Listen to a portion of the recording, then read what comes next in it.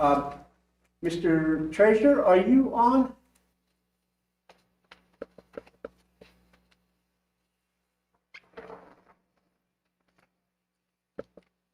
Okay, I get no response. Can I have, Chairman, yes, I am. okay, could you give us the invocation, sir? Yes. Please, thank you.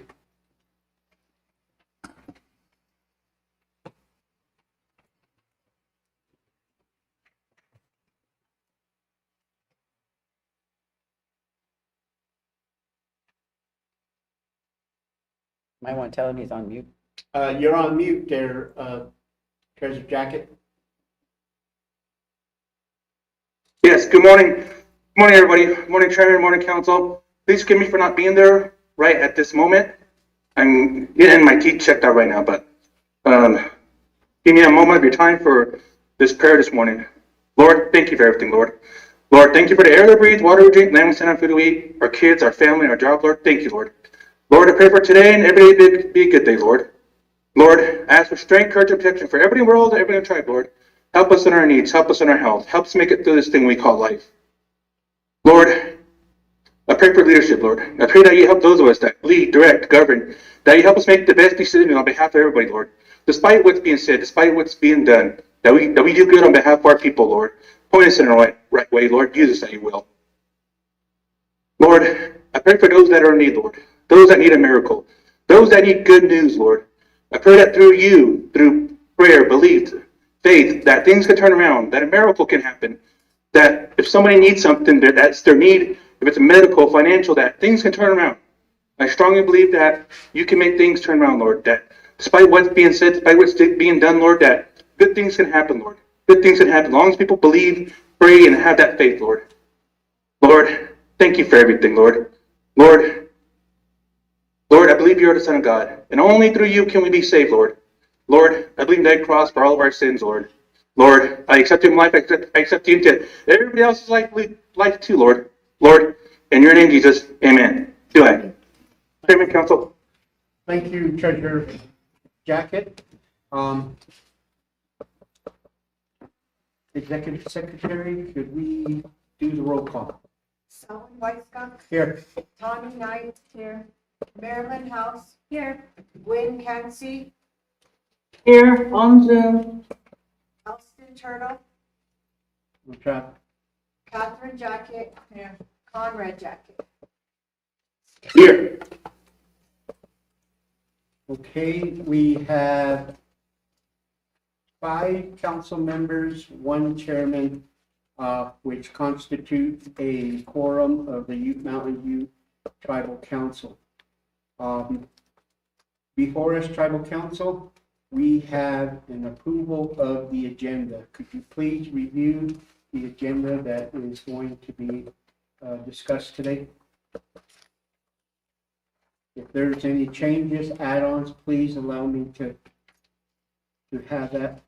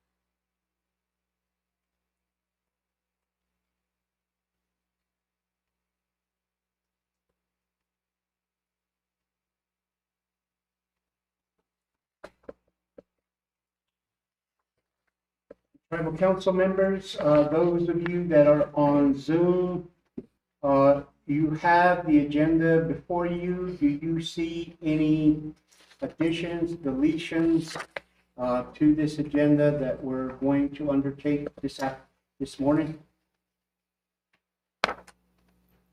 Chairman, Vice Chairman? I sent an email to Evelyn asking her to, email that to me. I have the other stuff. What email? What are you in regards to? I sent her an email to send me, email me a copy of the agenda. Oh, okay. Okay.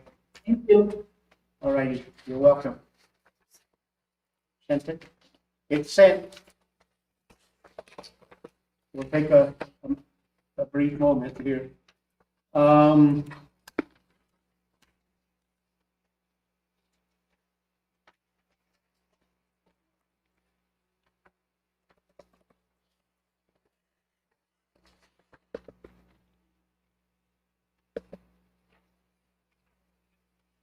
Under, advise me, council, we ready for number 12?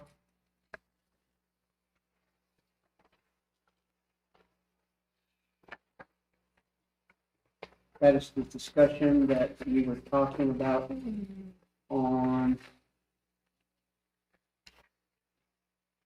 inappropriate use of funds, Yeah, are we in, conversation. yeah, are we in executive session or? Yeah, we're gonna put it in, we're gonna add it to the executive session. Yes. Can we add that into executive session?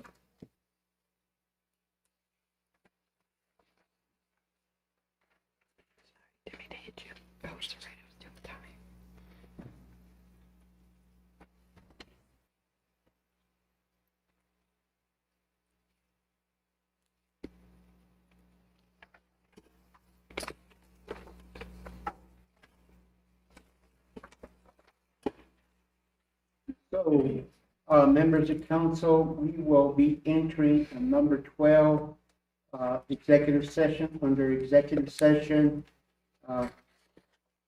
misuse of funds conversation.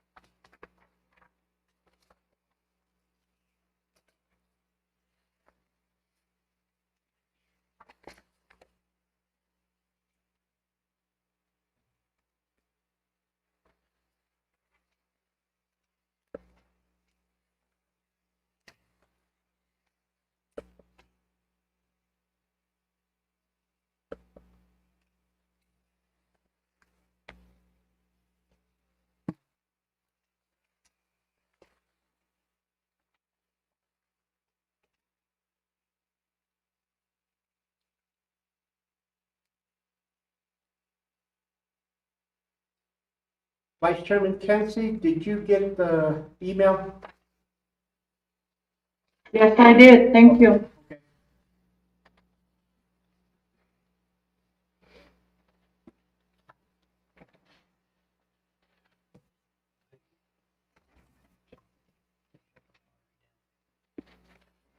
So that's what they want.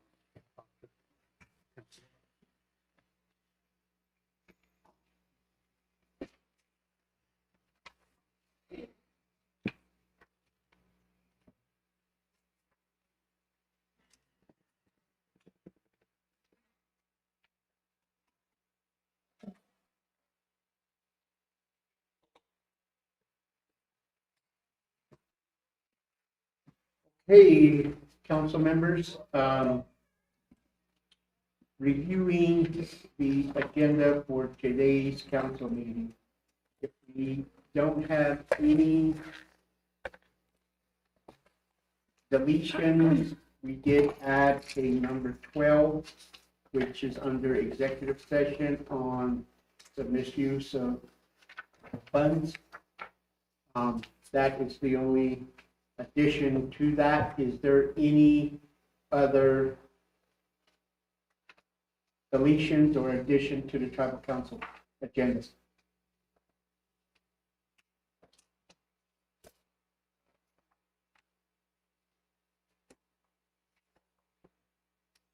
Hearing none. Secretary. If there's no questions or deletions or additions, I'd like to motion to accept the agenda for January 20th, 2026 with the addition of number 12, the misuse of funds in executive session. Okay, we have a motion on the floor. Secretary House has motion for the agenda with the inclusion of number 12, misuse of funds. Is there a second? Chairman, I'll second. Second by Vice Chairman. I have a motion, Secretary House, second by Vice Chairman. I go to the floor. All those in favor signify by saying aye. Aye. Aye. Those opposed, abstain. I have a majority vote of 7-5-0.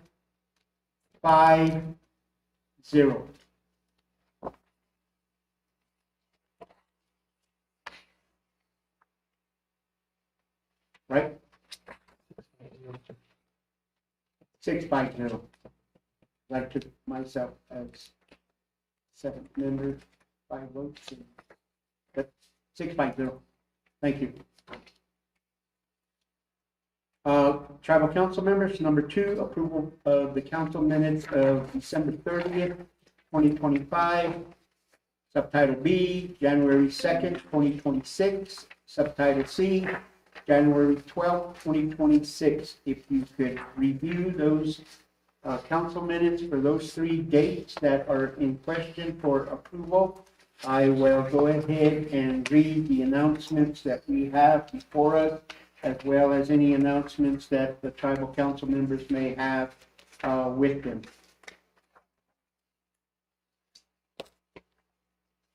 These are all from higher education. One from Elder Center. Good morning, tribal members, tribal council, tribal staff.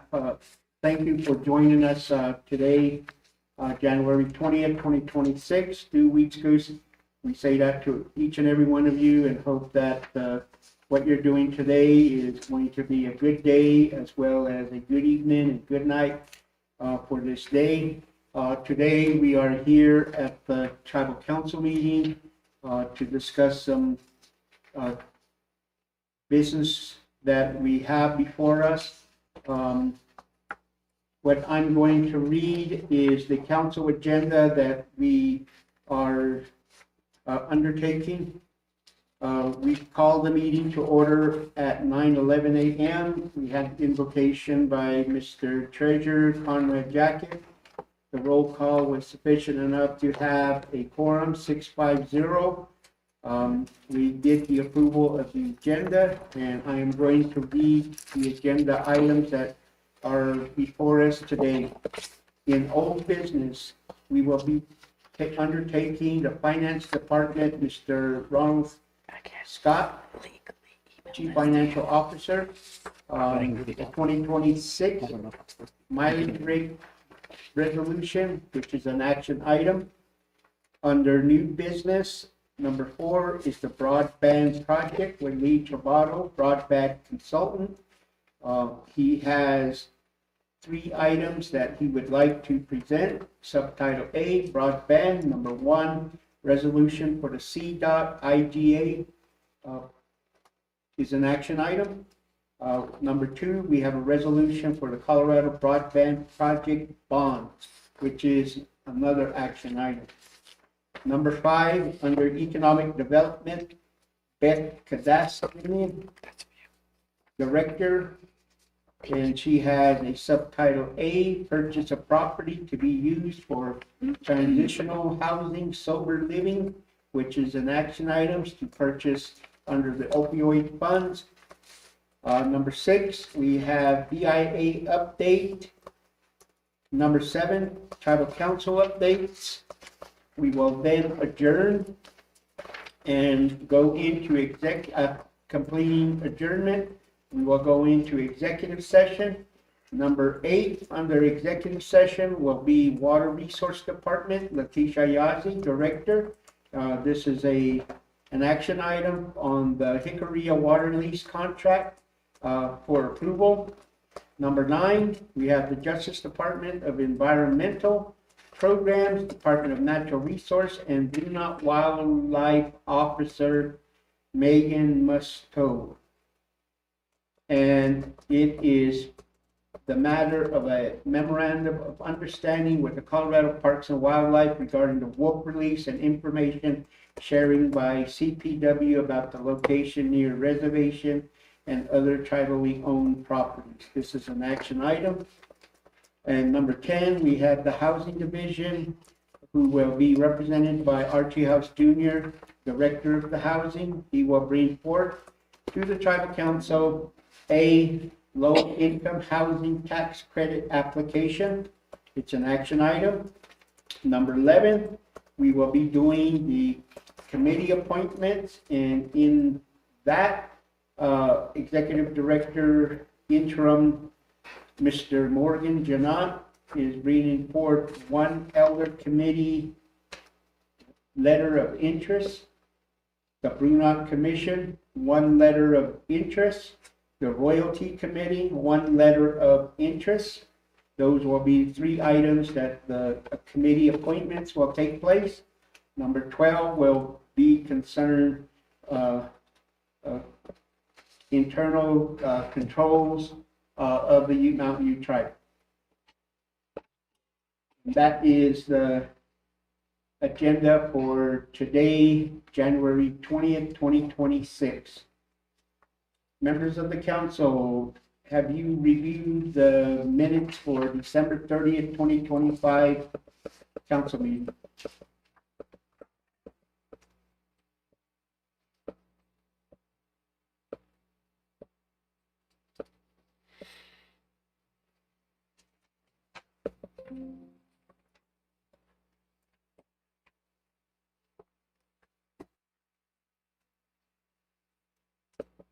Chairman, if there's no additions or revisions, I'd like to approve for the council minutes, December 30th, January 2nd, and January 12th. All 3? Okay. You want to do that by just 1 resolution, or can we do it all at once, Ms. Green? We can, You can. right?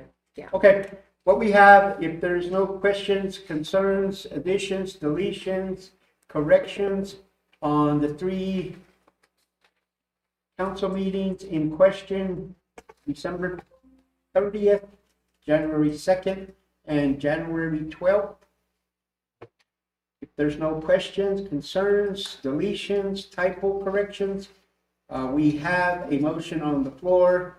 Councilwoman Knight, can I get a second? Is there a second? Chairman, I second. Okay, I have a second. Councilwoman Jacket, thank you, Treasurer. I will go to the floor for the vote. All those in favor of the 3 tribal council agenda minutes, signify by yes.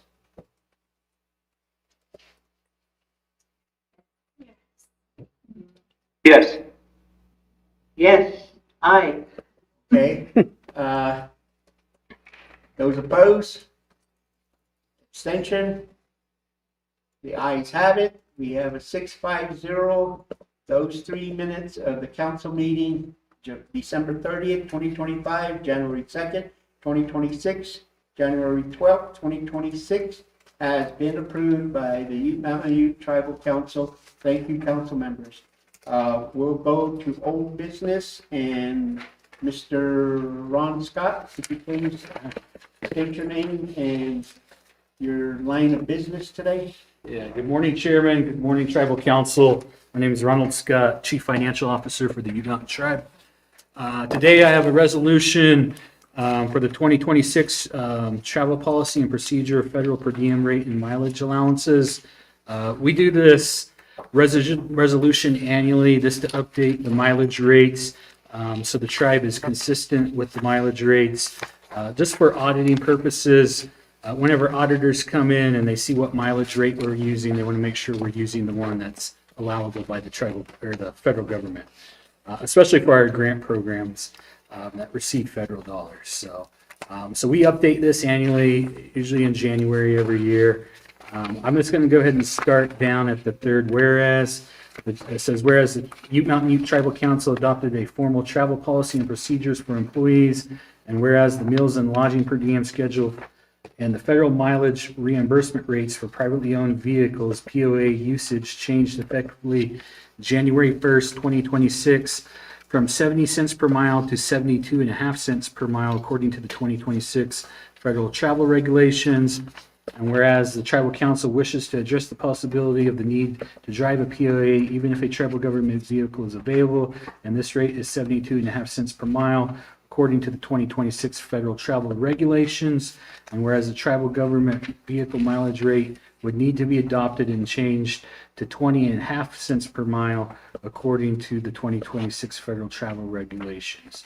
And whereas revisions to travel policies and procedures require council approval, and be it further resolved that the Ute Mountain Ute Tribal Council approves amending the employee travel policies and procedures approved via resolution to incorporate the newly revised per diem schedule, the POA federal mileage reimbursement rate, the use of the POA even when a government travel vehicle is available, and the travel government vehicle mileage rate, and be it finally resolved with the Tribal Council authorizes the chairman of the Ute Mountain Ute Tribal Council to sign this resolution, and is further authorized to take such action as may be necessary to carry out the intent of this resolution.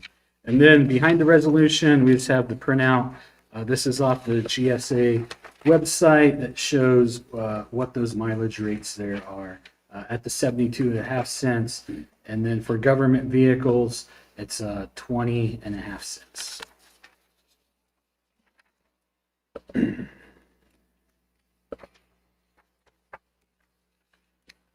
Question? Council?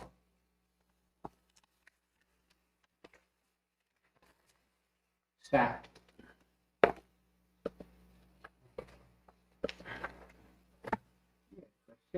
You questioned me in my office? You interrogated me about this travel.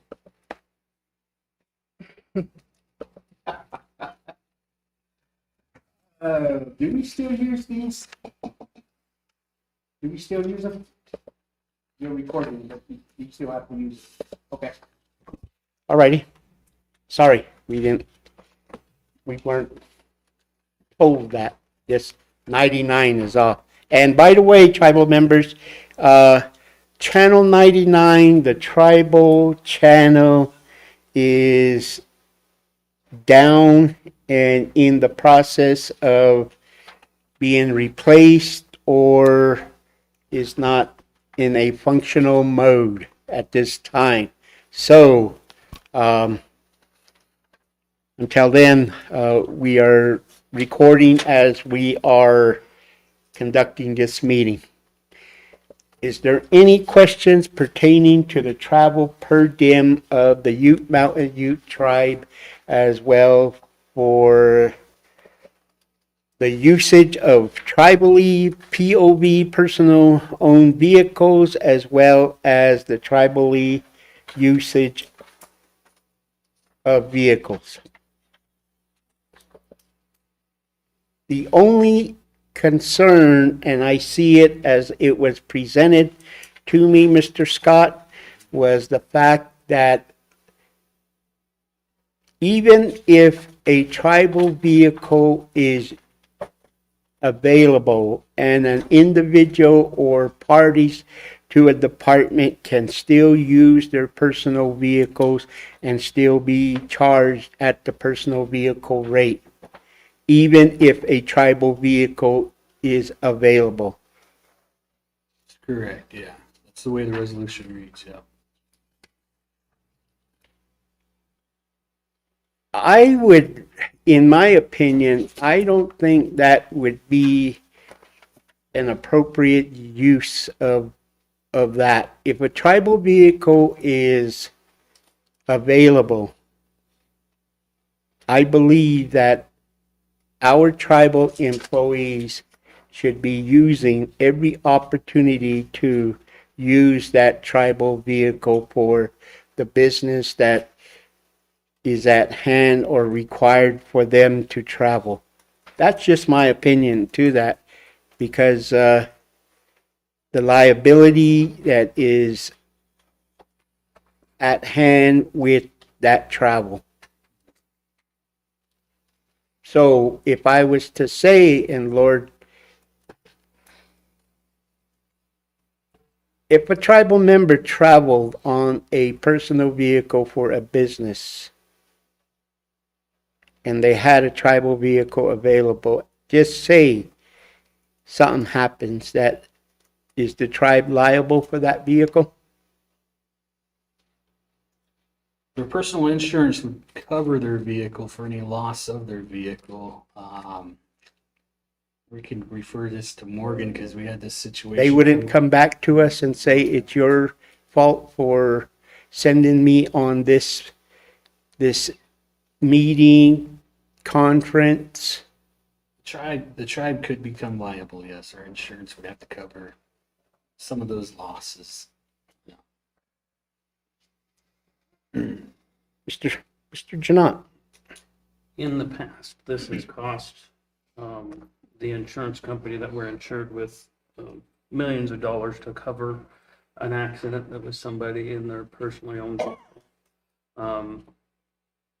That being said, I think that's when we redesigned the travel policy and redesigned it to want people to take a tribal vehicle. The one issue we have with tribal vehicles is people wanting to take family with them on travel. And then they have to come get approval from you, the chairman, to be able to take their family in a tribally owned vehicle. But insurance-wise, we would be liable for anybody on travel who's considering traveling for us on business. It would be, they could do a workers' comp claim, yes. In their POV. In their POV. Yes. And when has that been in place? That's been in the travel policy for years now. Okay. I just have an earlier incident several years ago. That's fine. It's a new phone. $100. Lunch. You're buying us lunch.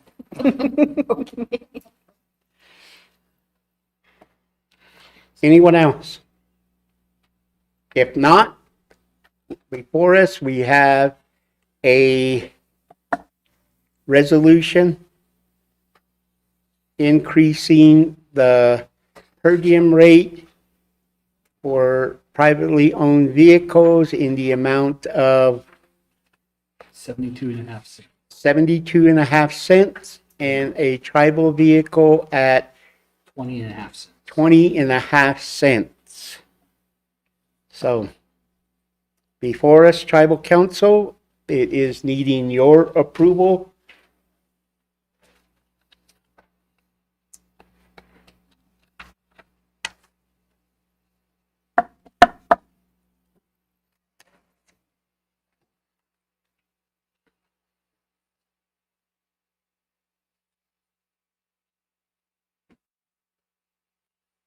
I just have that concern about consistency of utilization of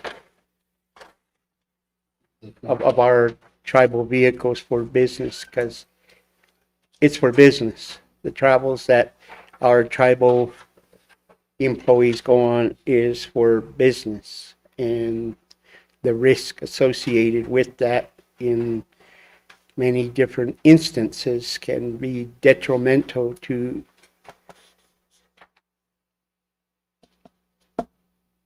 lives and concerns and property damage, but it's the will of the council to approve it. But just that insertion of but that'll take the amending of the travel policy. Got to remember, we have an employee tribal policy, right? Yep. We have an employee travel policy. Then we have a tribal council travel policy. So we have two policies that the tribe runs under. Correct. Ms. Green, you are looking like No. you want to ask. No, just listening. I didn't realize we had two policies. Yeah, we do. Yes, we do. We have one for tribal employees, and then we have one for tribal council. I did not know that. And that has been with us for decade. Yeah, I'd say. Yeah. Yeah. And that needs to be, I think they need to be reevaluated and making changes to that. I think if all the policies that we have in-house or with the tribe, it needs a review so that we could be current on all of the policies and what we can insure, what we cannot insure through our insurance carrier. Who is our insurance carrier? Ameren. Ameren. Okay. Whatever happened to Lujan? Manuel Lujan. How long ago was that? It goes back to me many years ago that I knew that Manuel Lujan was our carrier, but it changes and so Ameren is not only our carrier, but also our housing Correct. in carrier as well. Wow. Comment? Well, the broker's now it's Gallagher. Yeah, the brokerage. I have a question. Question. Are we talking about the mileage right here? Or are we talking about insurance liability? Just the insurance. The resolution's the mileage rate. Yeah. Okay, Oh, yeah, the mileage. Yeah. okay. Can you tell us again the travel policy for personal vehicle use? Or a team member who, in order to use personal vehicle, they have to get that approved to go on to travel. If they're going to be taking a tribal vehicle and want a family member to drive along, they have to make that request to the chairman. Chairman has to sign that off. We request that people use tribal vehicle if one is available. If one isn't and they must take their POV, then they would get the full rate. But if it's a choice, like somebody's traveling out to Vegas or something and wants their family to go along, so they take their POV out to Vegas, they get the 20 cents. 20.5 cents. Yes, 20.5 cents instead of the 70. Because there was a tribal vehicle available, so they get the lower reimbursement rate for fuel. That's correct. Chairman, can I make a recommendation to add The fifth, whereas the tribal council wishes to address this possibility of the need to drive POA, and could we add with the correct approval? Because they do need approval to drive a POA. Or even if a tribal government should it is.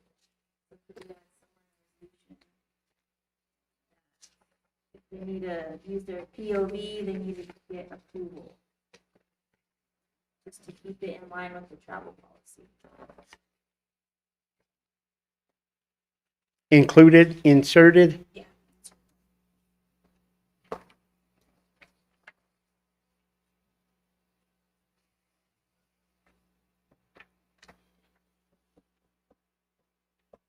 Will be inserted. Number 5. Number 5, the fifth whereas.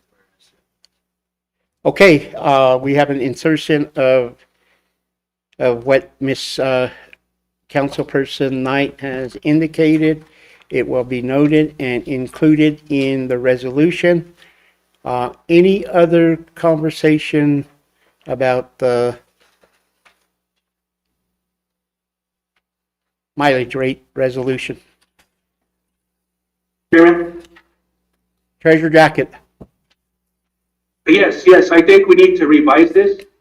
As what was stated, it's been in place for 10 years, but during those 10 years, things have changed, especially like language of an employee. Employees are only, they can only be considered an employee when it's their work schedule, Monday through Friday. And I like to have some kind of language on there for Saturday and Sunday. I'm just saying, not right now, but when I'm working on this further here in the future, and then something to do with the committees and boards and commissions, because they do travel too. And as we've seen some liabilities come on, that I think in the near future, we should just revise the whole thing.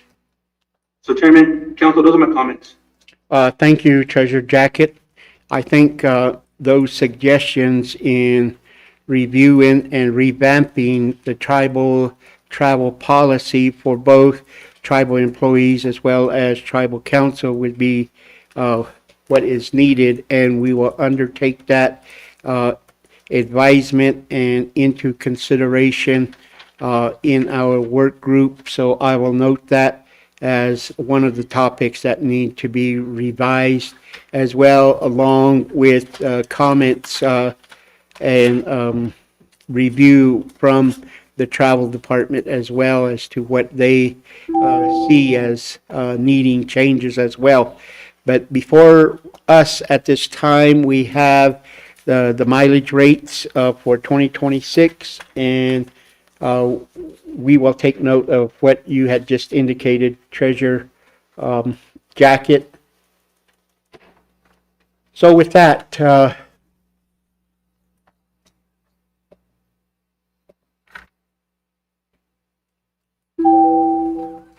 If there's no more comments or questions, I'd like to make the motion to accept this resolution. okay, with that, I have Treasure Jacket motioning for moving forward with the 2026 mileage rate resolution. Do I have a second? I have a second. Secretary House, go to the vote. All those in favor signify by saying aye. Aye.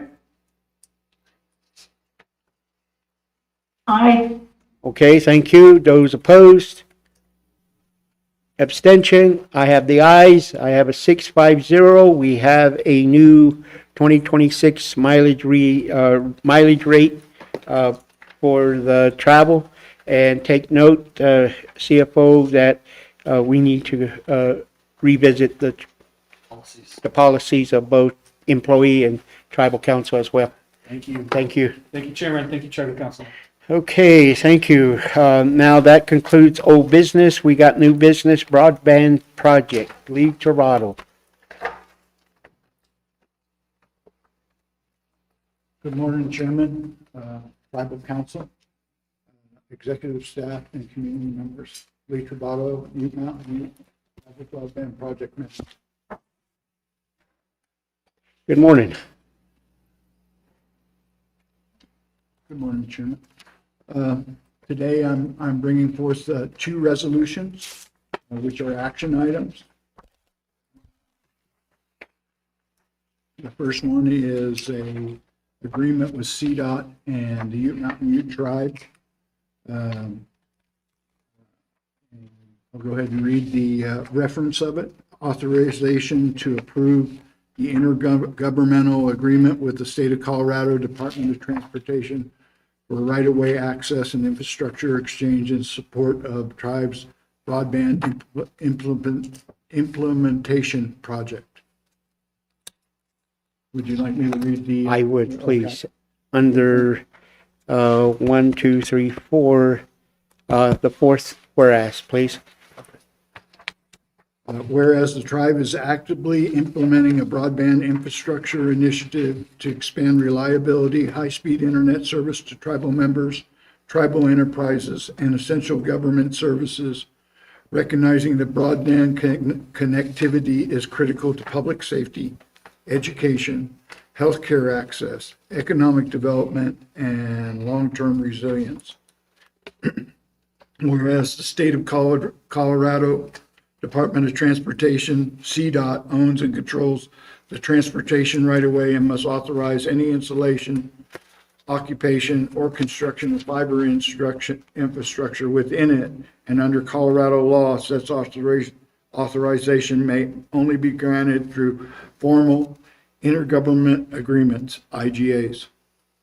Whereas the state of Colorado, CDOT, has proposed an intergovernment agreement, contract number 26-HAA-XC-00002/OLA number 33-1003660, under which CDOT would grant the tribe non-exclusive access to CDOT right-of-ways and certain indefensible rights to use components of CDOT fiber infrastructure in exchange for equivalent in-kind services provided by the tribe, such as fiber installation, construction, or related support in an infrastructure exchange that enables both governments to expand essential fiber infrastructure without monetary transaction. Whereas this CDOT IGA documents respective responsibility, access conditions, and exchange of value between the state of Colorado and the tribe. Whereas this CDOT IGA is essential to design, construction, and long-term operation of the tribe's middle mile fiber network, enabling the tribe to efficiently construct, maintain, and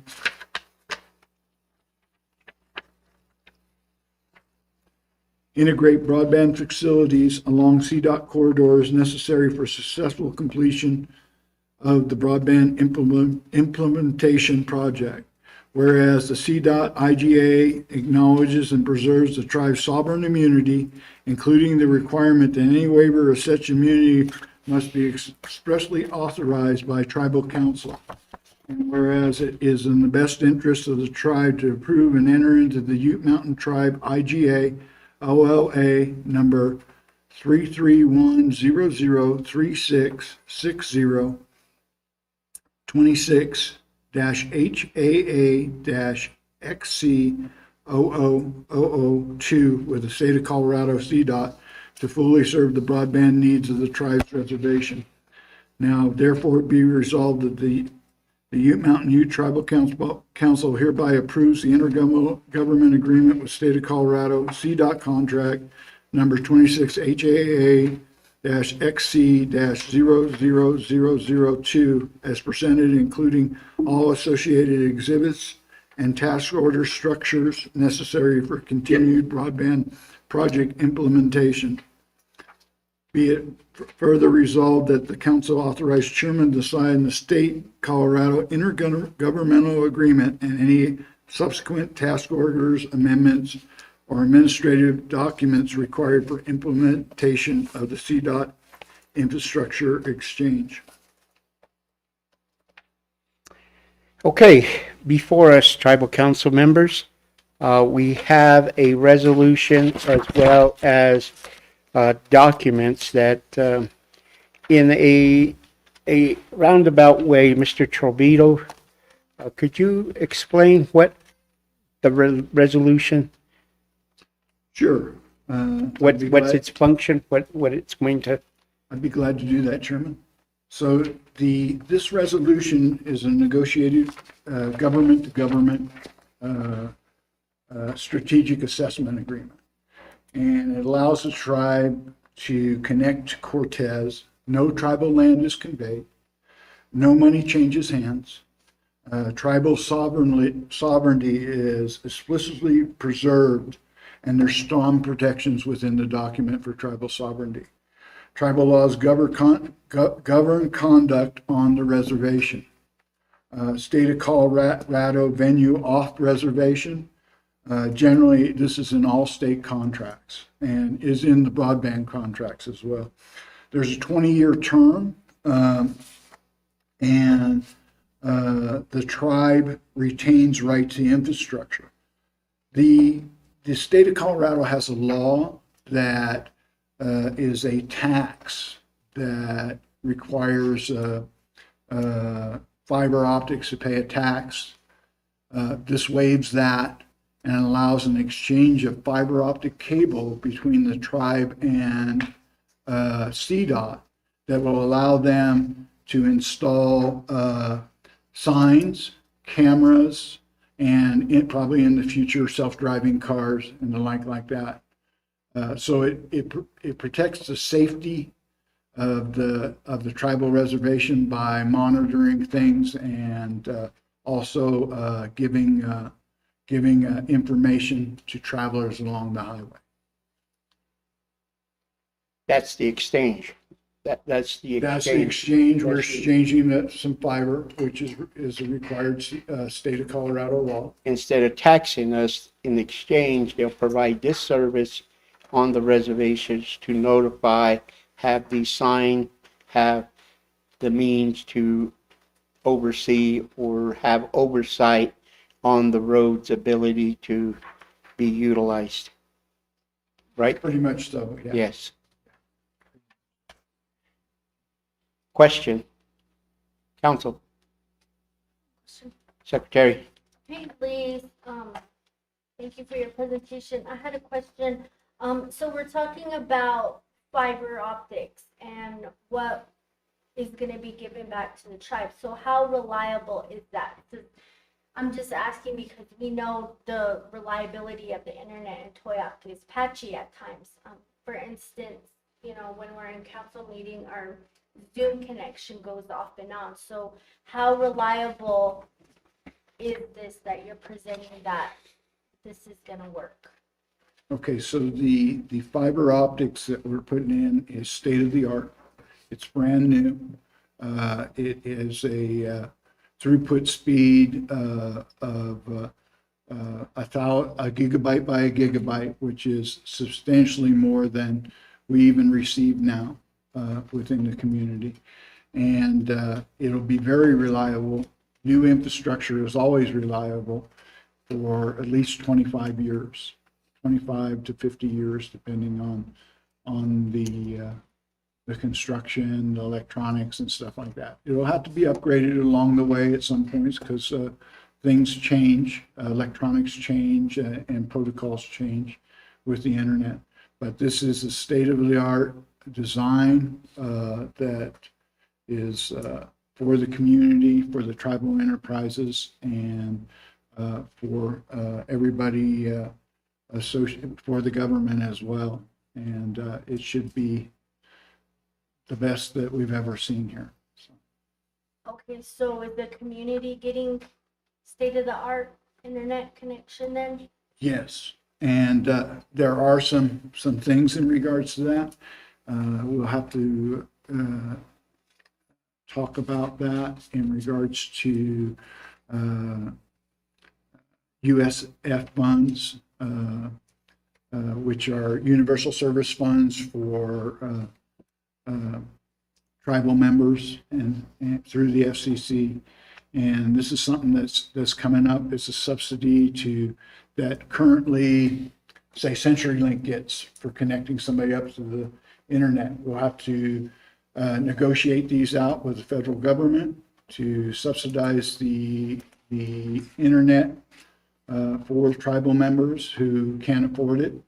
And for people who can afford it, there'll be a nominal charge in order to connect up to. And there'll probably be different tiers, but they will all meet at the bare minimum, the FCC criteria for high-speed broadband, which I think is 100 by 100 right now. So they'll meet that at the bare minimum. But if a tribal member wants to purchase 1 gigabyte by 1 gigabyte connection, which is about the best you can get now in the real world, it would connect at that speed if they wanted to pay extra. I think they're talking about an $80 fee for that service and a $35 fee, which would be covered by the USF Universal Service Fund for tribal members who applied for it. Thank you. Other, So you're talking about the different levels, 3 different levels, is that what you're saying? They're depending on what you want, but 100 by 100 is a substantial data exchange, and it's very rare that it doesn't meet all the needs of a residential customer.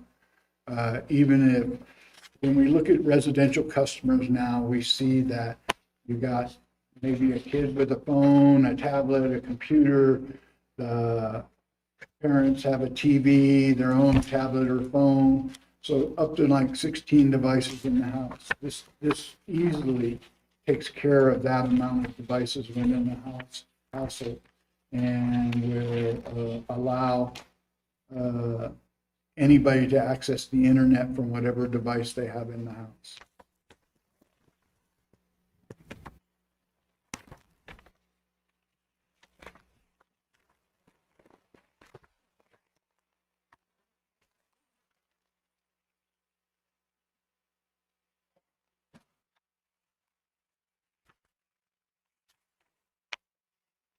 Chairman, Vice Chairman? I have a question.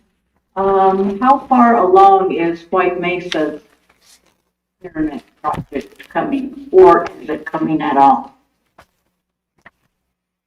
Good morning, Gwen. Yeah, it is coming. We are doing work on it right now. We have some regulatory hurdles that we are working on. It's under the NTIA project, which is the federal dollars that we have for the broadband project. We have to comply with all the federal agencies, BIA, UDOT is not a federal agency, but it's the Utah Department of Transportation. All the TIPO requirements, all those are, right now, all are submitted to all the federal agencies. We're just waiting on approval from them. Once we get approval from them, we have gone through Rocky Mountain Power, and Rocky Mountain Power has agreed that what we're going to do is in compliance with what they want to do. We do have another amendment that is going to come up here probably for our next council meeting for approval of huts. There'll be a hut placed at the education over there, and that'll be the place where it delivers the broadband to the community, and it'll go to each individual home from that location. Can I add to this, Anthony? White Mesa, right now we're able to give them internet service through wireless to UMCE. When we were needing to set up a meeting on how to get that out to the community, because right now, we have a contract and everything they can sign.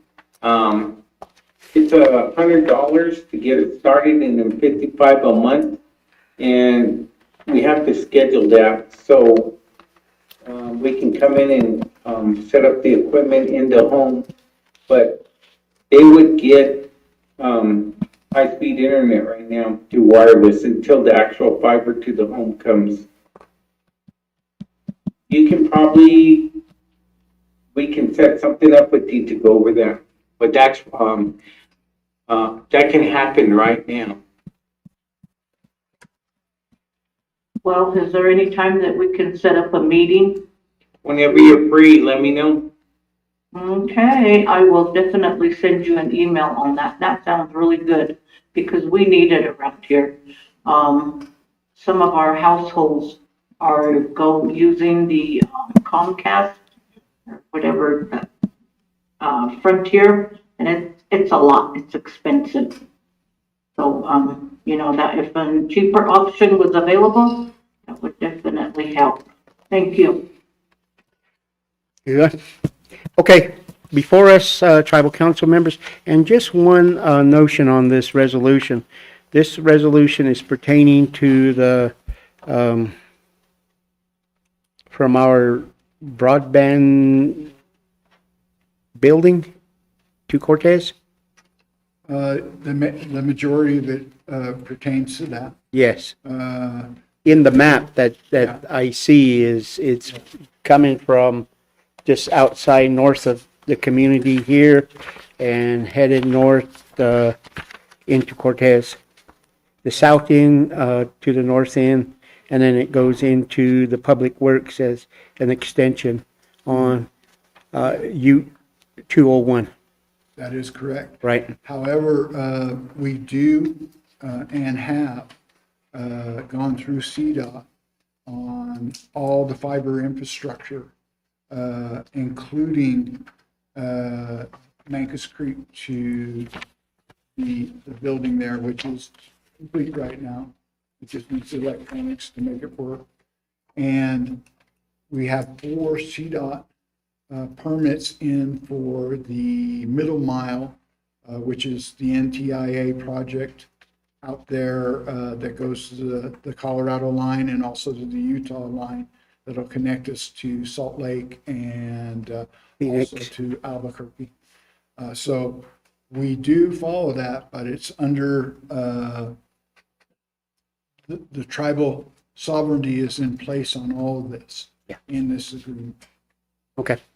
Yeah, are they almost completed down on the Yeah, on the shoulder? They've spliced the fiber, they put the conduit in the ground, they've spliced the fiber. All that has to happen now is the electronics be put in and the drops connected at Mancus Creek. And that's pretty shortly, within the spring here, probably, that'll, Are they going to connect into New Mexico? I see a lot of activity in. I see that they're putting in a water pipeline there, is what I see. Oh, is it? Yeah. Is that what it is? A water line? And actually, we are going to have the New Mexico office of our broadband office here to introduce themselves because the tribe is now owns or has been recognized in the state of New Mexico as a tribe. The head of OIT from state of New Mexico wants to come up and start a relationship with the tribal council along with some consultants from there, and we've asked them, we're in conversation with them to have come up and meet with you. Yeah, go ahead. You said the government can also have access to this. The only reason, I'm not part of OJS, but I hear a lot of complaints of their internet, but they also want to start something about fingerprints, some automated fingerprints thing, and then something about the inmates being able to do something with, what do they call it? Some kind of system where they don't have to travel because a lot of Native Americans can't travel to see their inmates. So they'd be able to do it via something, but we don't have that currently in OJS. And they asked me about it. I told them to talk to you, and I gave them your email, but I don't know if they ever contacted you. No, I don't think they have. And Okay. we have been in contact with them before and offered the service through the tribe to give them high-speed internet. We have high-speed internet with IHS right now. The tribe is providing high-speed internet to IHS. And we have talked to BIA and told them that we could easily connect to them. We're right outside the door there, but they have not moved forward on it. When Keith was here, we had meetings with the staff in Albuquerque about that. And we're happy to provide high-speed internet to BIA under a contract between the BIA and the tribe. Okay, thank you. This is Anthony again. We can actually do it right now. We do have fiber, close to the building. The thing is, you have different entities within BIA. You have the facility for the police, and then you have the actual BIA administration, then you have your fire department, and even those homes, we have conduit to those homes there that can be wired for internet. Cool, thank you. But we never got approval for any of that through BIA to do it. What's his name, before he retired, was trying to get that started. We were talking with him, but that never got approved. Keith Yeslis. Who? Keith Yeslis. Was the, Yes. He sounds a pretty, Chairman? go ahead. So yes, Chairman. So Yes. on the New Mexico side, yes, we are being included with everything broadband wise. As last week when me and Councilman Turtle were down in New Mexico for the tribal leaders tip meeting, there is infrastructure. It is there. They're just waiting for us for our community. And it is talked about that if we put the broadband wire all the way to our side, we could possibly connect it onto the our Colorado side too. So it's there, and the lady, I forgot what her name was, but she's very familiar with you, Lee. She mentioned you by name, so we said, yeah, we know Lee. So just my comments, Chairman, Council. Okay, thank you, Treasurer. Jacket, legal, Ms. Green. Thank you, Chairman. I just wanted to introduce and see if she had any comments. I think some of you are familiar with, but if not, Casey is on the Zoom. She is our consultant contract attorney, and she's our broadband expert. She works closely with Lee, and then goes through our office. I just wanted to know if Casey, if you had any comments to add, but I also wanted to introduce you, since we do have a new chairman and some new council members. Yes, good morning, and it's great to be with you all virtually this morning. Thank you for having me. I just wanted to I think Lee laid everything out pretty well, and he's kind of the boots on the ground expert when it comes to this broadband implementation project for the tribe. And I just want to say for this IGA, this intergovernmental agreement with CDOT, it's over a year in the making, so it's great that it's finally before you all now for your consideration, and I do think it's going to help improve internet access for the tribal government, for your members, for everyone in Toyac and across the reservation, and over to get it out really well. And I'm really hoping it can get approved so it can implementation work.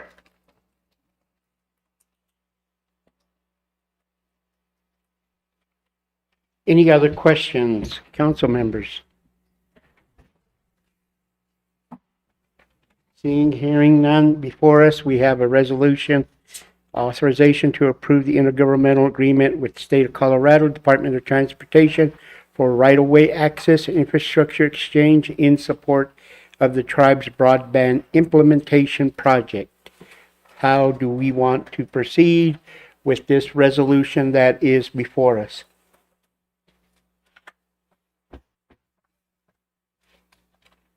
Chairman, Treasurer Jacket? if there's no more comments or questions, I'd like to make the motion. Motion from Treasurer Jacket. Second? Second from Councilperson Knight. go to the vote. All those in favor, please signify by aye. Aye. Okay. Those opposed? Those abstain? I have a 6. Gwen, are you voting? Yes, aye. I got a 650. Approval of the resolution to authorize the authorization of approval of intergovernment agreement with the State of Colorado Department of Transportation for right-of-way access and infrastructure exchange in support of the tribe's broadband implementation project. Thank you, Mr. Lee. You have a resolution approval. Thank you, council. Appreciate it. And Next. you want me to move on to the next one? Yes, Okay, please. Okay. So reference authorization to approve the State of Colorado Broadband Grant Agreement Amendments number 2 and 3.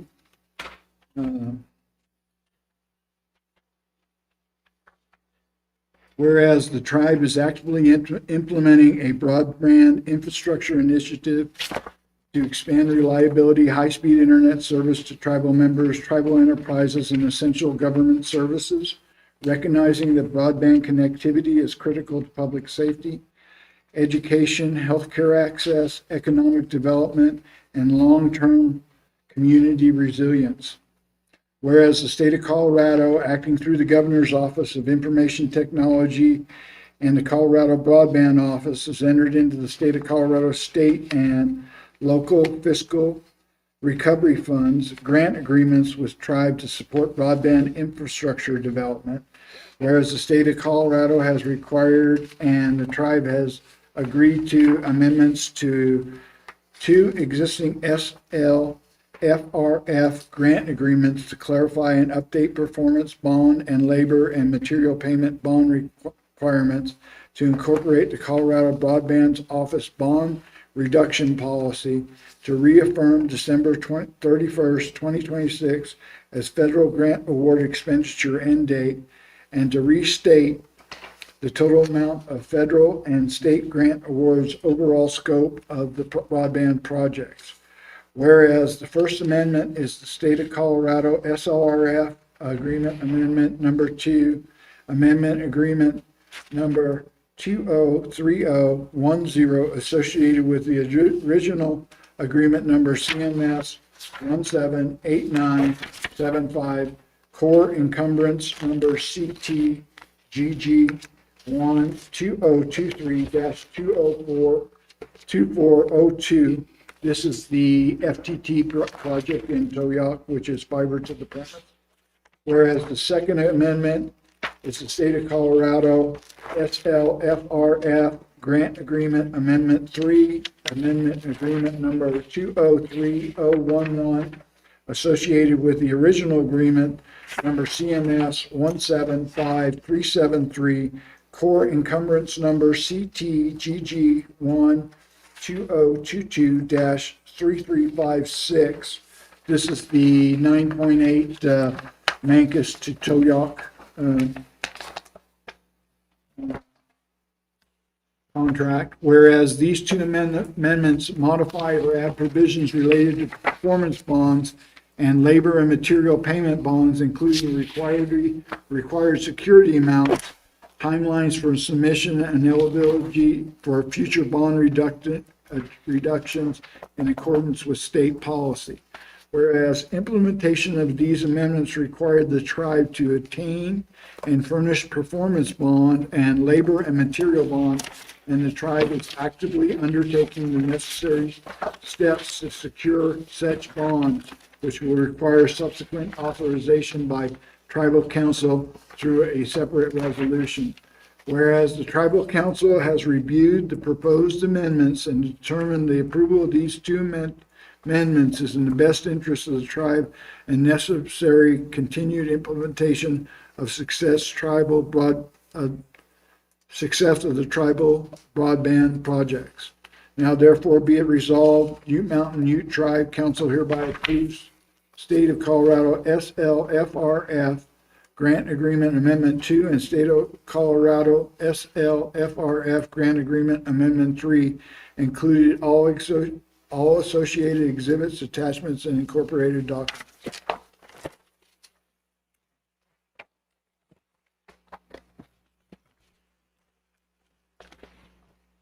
So, Tribal Council, again, before us, we have a resolution, and this is now addressing the state of Colorado.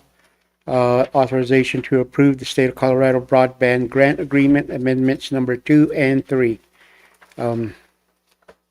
Just a quick synopsis of it, Mr. Travato, Yeah, what's these, its function? sure. Go ahead. These protect the tribe in the state of Colorado from contractor forfeiture or collapse. They are for existing grants that we already have. They have been modified to the amount that has been spent.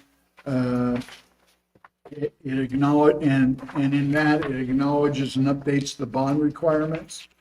It clears the legal path for the tribe, can secure and issue bonds next through a separate council amendment, does not waive sovereign immunity, does not put tribal land at risk, does not authorize suit against the tribe. The bonds are just third-party financial instruments issued by a licensed surety company, not by the state, enforcing against the tribe. So they're to protect the tribe and the state as well. And these are required through these funds because the funds that the state of Colorado is passing through to us are federal funds. And this is a requirement to meet the federal funding obligation. So that's basically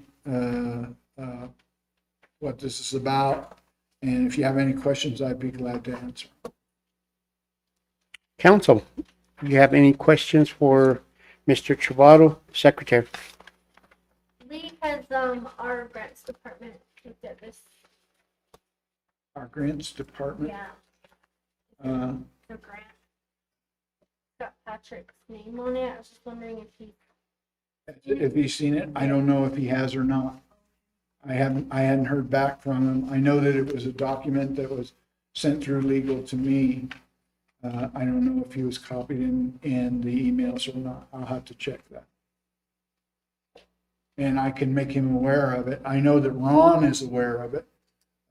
We've had conversations with Ron about procuring the bonds. Yeah, so. Do you know if Patrick is aware of it? Don't know if he's aware of it. Okay. I just like to, see if Patrick's aware of it, just because he handles all the grants for the tribe and everything. I think that's really important, Marilyn. I agree with you on that. And if we miss that, I'll make sure he gets a copy of it and gets a chance to. Legal. Any comment? I don't have any comments, unless Casey has any. Nope, nothing from me. This is another, aspect of the broadband implementation project, and the state of Colorado has worked closely with the tribe to disperse these grant funds, which funds all the construction and all the work that's being done. And so if they updated some of their requirements, and so that's having the tribe create these 2 amendments to its grant agreement with the state, so the tribe can continue to receive and disperse those grant funds that it uses to pay the broadband construction contractors, the consultants, and to get that fiber in the ground to bring the internet to the reservation. Chair, I have a question. So this amendment, it won't change any of our matching funds amount. It'll stay the same. Yes. Yes. Thank you. So there is a contract already in place. We're just making amendments as we go along to make it compatible to what is already agreed to as well. So we're just almost amending what needs to be amended to make it compatible. The tribe already has these grants in place. We already have a contract with the state of Colorado. an agreement. State of Colorado is requiring the tribe to get these bonds in place to move along forward with the project. I just want to let council know there is a timeline on how long we have to utilize these funds. Right now, this bonding issue is holding up the progress of getting this broadband project completed and getting the funds spent. So it's really important that we get the bonding into place. How long ago? When's it due? When was it due? There's about 250 days left on the project. We got plenty of time. Yeah, that sounds good. That really sounds good. And I think we do. Or last I minute. think we do, but you know, these bumps, you know, you keep hitting the bumps and the potholes, and hopefully, I'll make sure that it gets done by then, but, we need to get this, we can't delay on some stuff. Okay. Well, tribal council, we have a 200-day period, but we would like to expedite the period and the amendments and the bonding to this particular agreement with the state of Colorado broadband project. So what are the wishes of the tribal council? Any questions from the tribal council to Mr. Trovato or Miss, what's her name? Leo. Casey, Say it really fast. Casey, can you? That's it. Yeah, Emilio. Thank you. I don't want to butcher it. Okay. Any questions? If not, can we entertain a motion second? If not,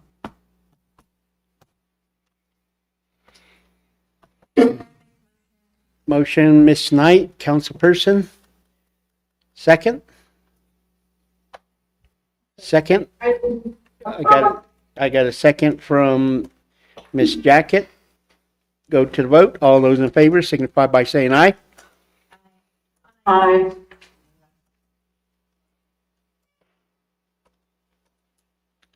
Mr. Treasurer? Yes, aye. Okay, 650. Motion passes.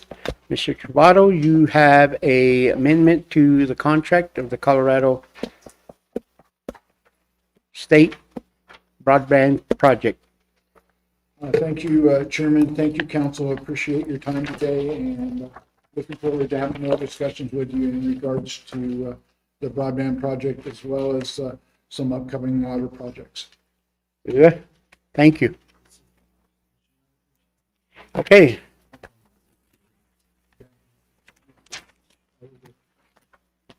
And I'll get with OJS. Economic Development. Try like to do it all the way. Then I can give them to you, your name, everything up front. Purchase of your transitional living. I'll do that for you. Hey. You won't have to. Your place, your home, your second home. Yeah, the gangster place.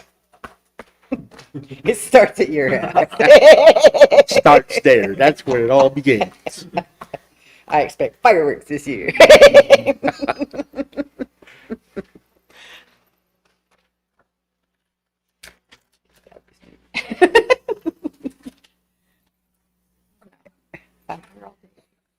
Reaching out to her. Coming down. There is, that's what I was eating. Had a whole bunch of it. We'll be running tomorrow. Hey, did you get your staff in here to clean up I the? know. Yeah, we'll take it. Why? I don't know why I was still sitting there. You need to save me some calories.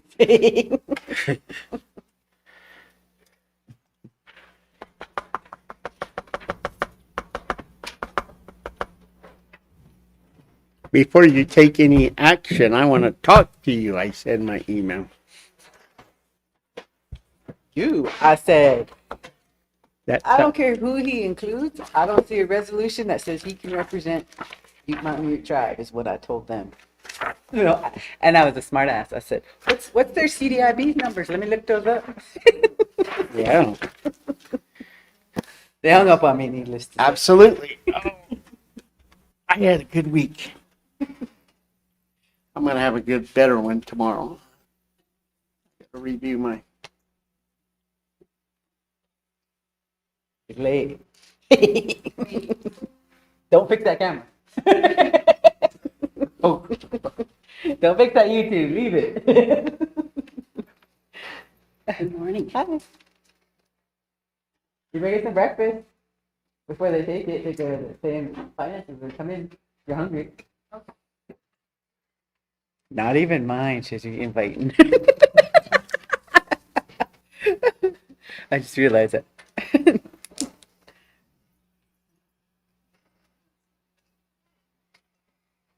Well, we might be done before noontime, Mr. Janot.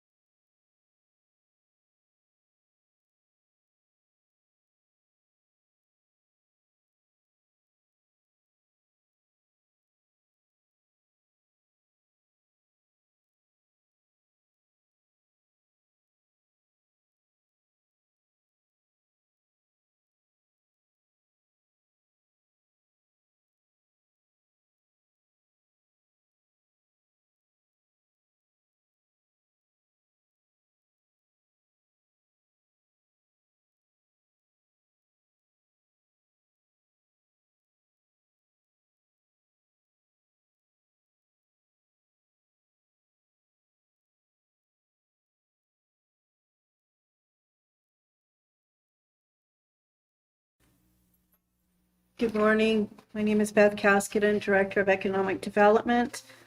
Before you, we have a resolution regarding the Colorado legislature funding that was originally created to give $5 million to the two Ute tribes, Southern Ute and the Ute Mountain Indian tribe.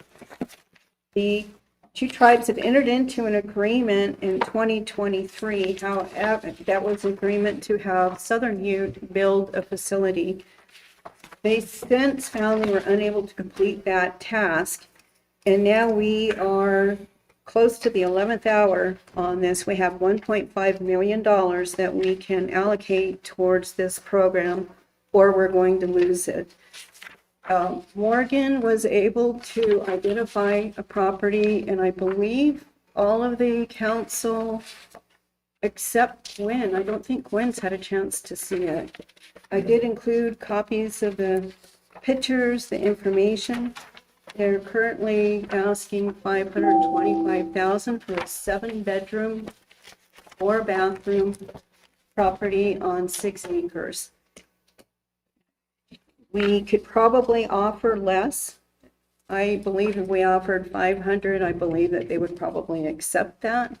That would leave us with $1 million to work with for the rest of the getting the programs up and going, purchasing a transit van, and mobilizing this. A statement of work was originally provided in August of last year to the state of Colorado when they did come down to find out if we are still working on this or what our progress was. Again, we are losing time. If we do not have everything completely done before December, we will lose this $1.5 million opportunity.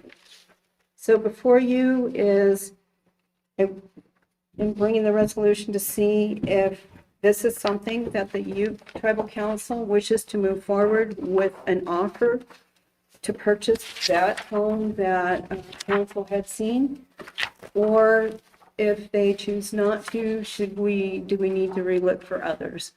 If we are able to make the purchase, we would still stay within the timelines. Obviously, it goes through escrow and there's some inspections and things along those lines.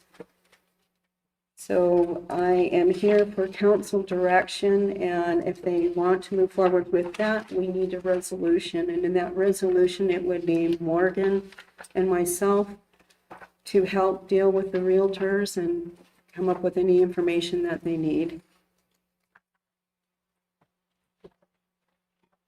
Question?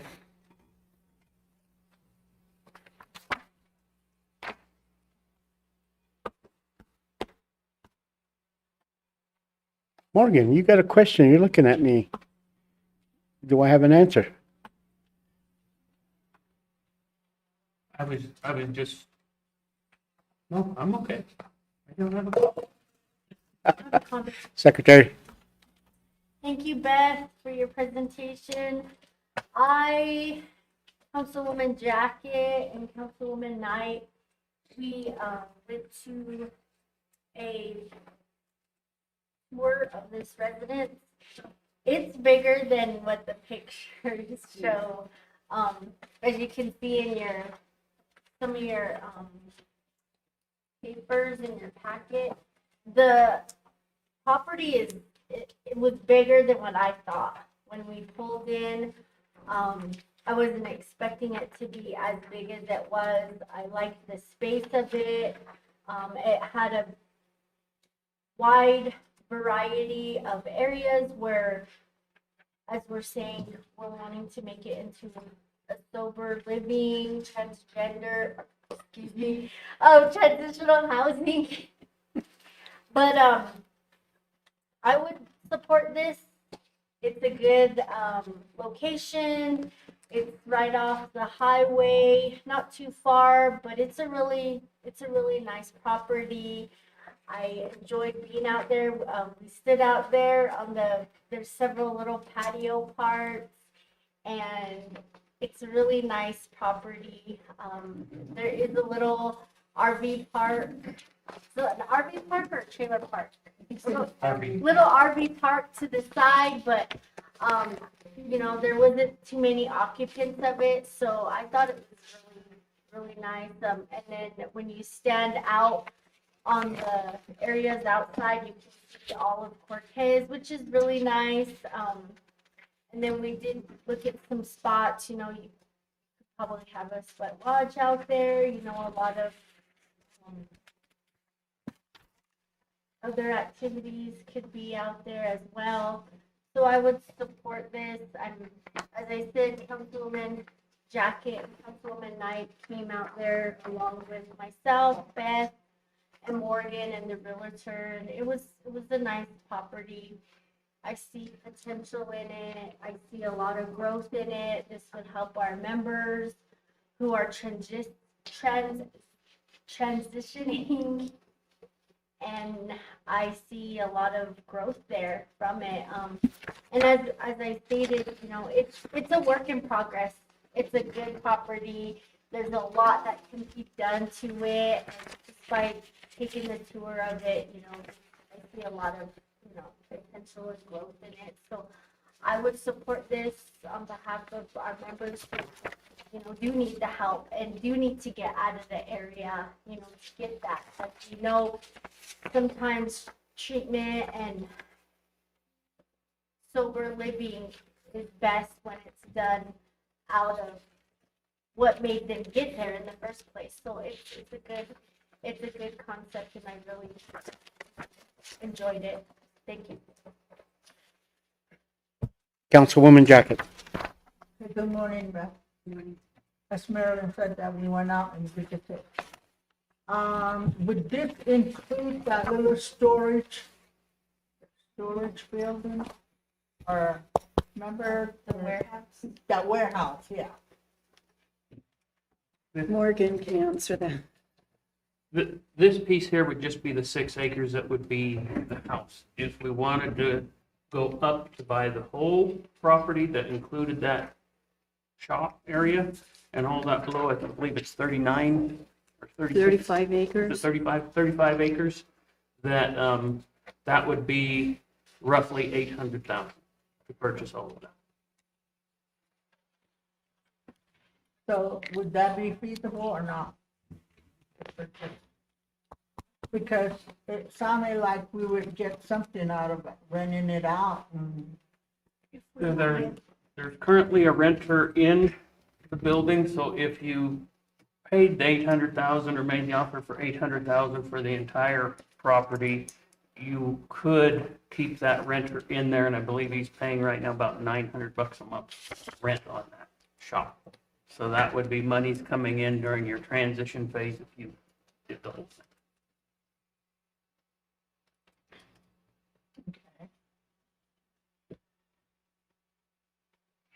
Well, as we visited, we really do need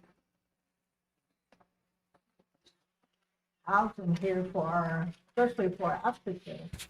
We have a lot of our own people that really that are going out for treatment and they need somewhere to go, and this would be the best place for them to go so they can kind of stay out of that area here, out of the community, and move out here and stay in where it's like isolated, but still it's just a little ways from hotels.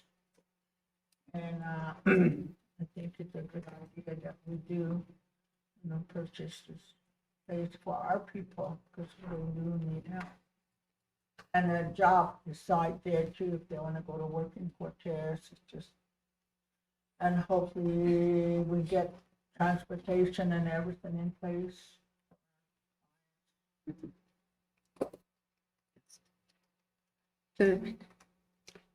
Councilman Knight. Well, good morning, Beth. Thank you for bringing this up. And as both ladies stated, we did tour, and it's even the landscape around is very beautiful, the scenery.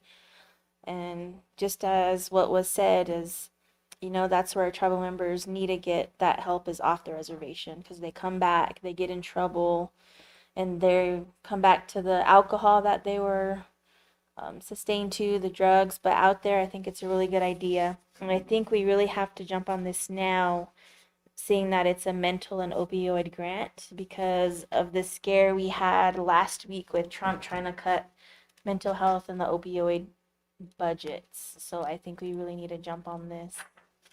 That way, the remainder of the months to December, we can get the building ready with the leftover funds, and we already have something set in place. Because I don't want to scramble around looking for something else and then not finding it, and then having to use the funds by December. So I'm in support of this after viewing it, and I just really think this is a stepping stone for helping our tribal members. So, thank you. Any other? Treasure Jacket. Morning, Beth. Well, yes, I'm definitely in support of this. We've been talking about this for since you got a hold of it. So it definitely has a timeline on there.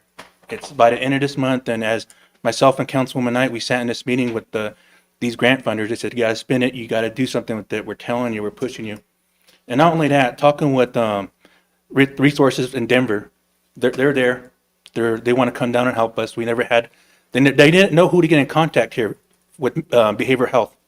So now they know. I pointed them toward Beth. I said that would be the first contact person, and from there it will grow.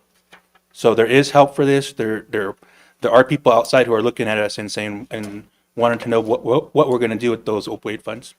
So, Chairman, Council, those are my comments. Any other comments? Mr. Scott. Question. So I know these funds are coming from the state of Colorado. I know the tribe hasn't received any.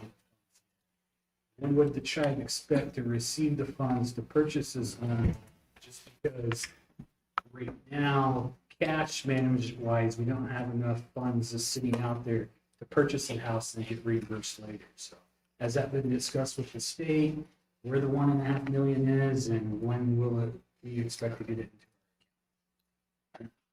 You will need to speak to the state. I was not aware that they had not already received the monies. I thought that the Southern Ute received them and then they were paying it back to us. I'm not sure if that is correct. They received a portion of the funding, Southern Ute did, Did they, which was the Ute Mountain Tribe's portion. They have not paid us the funds yet. so they have our portion? That's my understanding. Yeah, they had to go back. They had to go back to the state to redo their agreement. I actually just emailed Southern Ute and asked them if they've got things situated with the state and because then we'll probably have to enter tribal government to government to get our other, but it's just a portion. We still have to get the other part from the state. From the state, yeah. Okay. So I don't have any cash on hand to pay to purchase this home right now. That's what Right. I'm trying to get at. So I if need the funds. when we make an offer, we could notify the state, let them know that we have an offer in place. We could ask that they go into escrow for a longer time period if we need to, while we're getting the state to pay that money. Another possible solution is, as we're doing that, possibly we could get a short-term loan from, because I know you guys have been wanting to build credit. I don't know if we could get one for the 500,000, which we could pay back. I honestly don't know. How much money does Southern Ute have of the Ute tribe money? Do we know exactly dollar-wise how much? Yeah, they have, see how much was the total grant? Aye. Yeah, so they have 2.5. They have 2.5 million of ours. Mhm. So could we enter into discussions with council at Southern Ute and Yeah, request that they release this funds? I'm already working with their council. I haven't heard from her for a while, so I did ask her if we can have a meeting and find out if the state approved, because they had to redo their grant agreement with the state. And then, but they've done that. So I'm thinking they should be able to turn the money over soon. So if they see we have an offer and it's in escrow, maybe that would move things along quicker. I'm not sure. My only concern was is this having cash. And making sure that the ball is rolling on whatever it takes to get us the funding that we need Right. to make the purchase. Sure, that's all I have. Thank you. Thank you. So, Ms. Kansi, Vice Chairman, you have any comments? No, I don't. I've Okay. just been listening and Okay. So, members of the council, we have before us,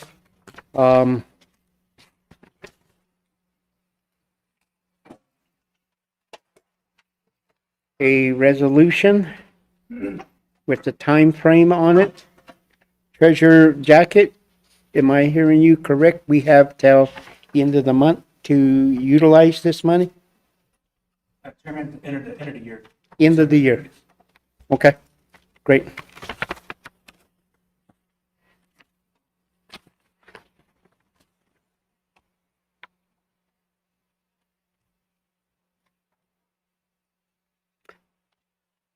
So, that was number one. Number two, we have a resolution before us, Tribal Council, in the purchase of this transitional home in the amount of 500 and, what did you say?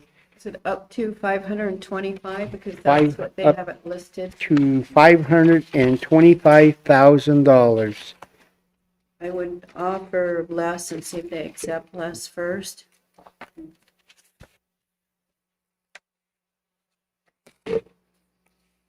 So we have this resolution. Need a motion. This will be the second. The third. I motion for. Motion at the resolution pertaining to this transitional purchase up to $525,000. There will be a negotiation of a $500,000 offer. So I have a motion from Secretary House. Do I have a second? I have a second from Ms. Jacket, Councilwoman. Go to the vote. All those in favor signify by saying aye. Aye. Okay, the ayes have it. We will go 650. We have the resolution for the purchase of the property to be used as a transitional housing sober living facility. Thank you. Thank you.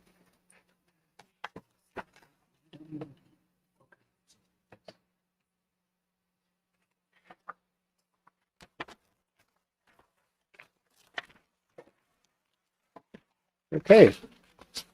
Moving along.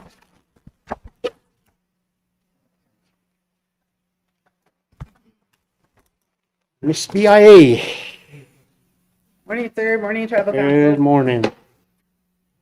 Morning, members. My name is Shannon Hopkins. I'm the current superintendent for Ute Mountain Ute Agency here, located here on the reservation. I just have a short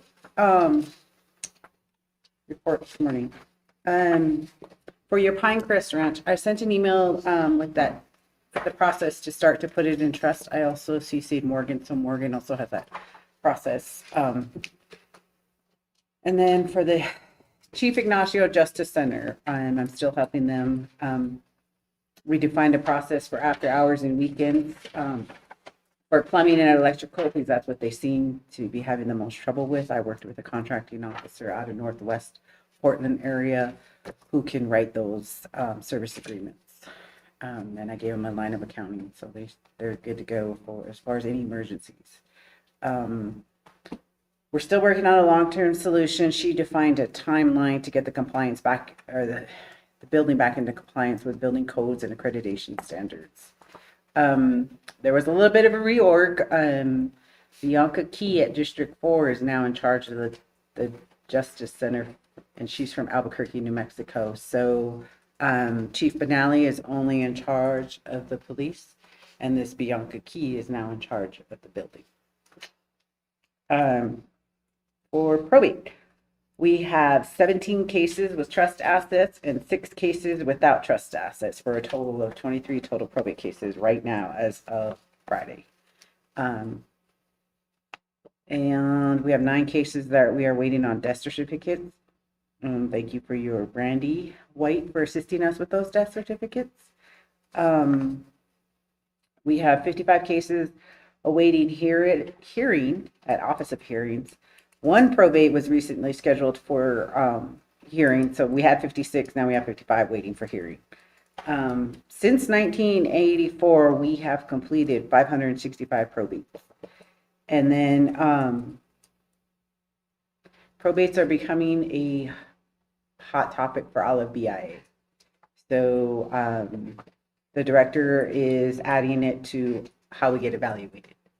So we will be monitored from the top, to include himself, from the top down, trying to get probates addressed this year.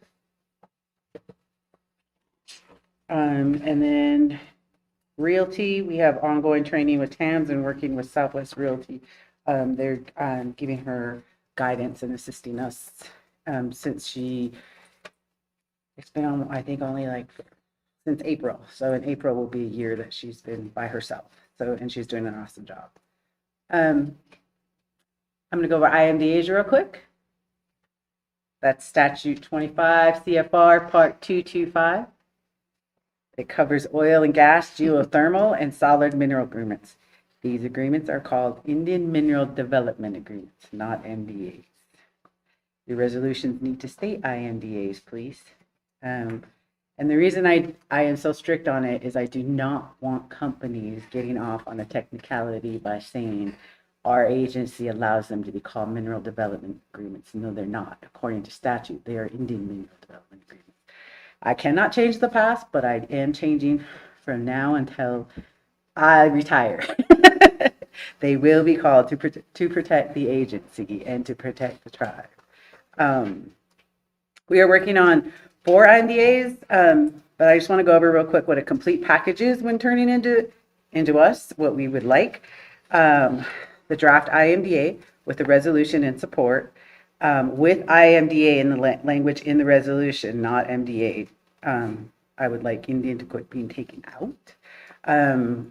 We would also like a draft EA. It doesn't have to be finalized. We still have to work with our desk room folks, our environmental folks, and at least start the process of working on a bond, because that is what holds up a lot of our IMDAs. She's working on Hill Core right-of-ways, and then she's also working with housing on deed conveyances.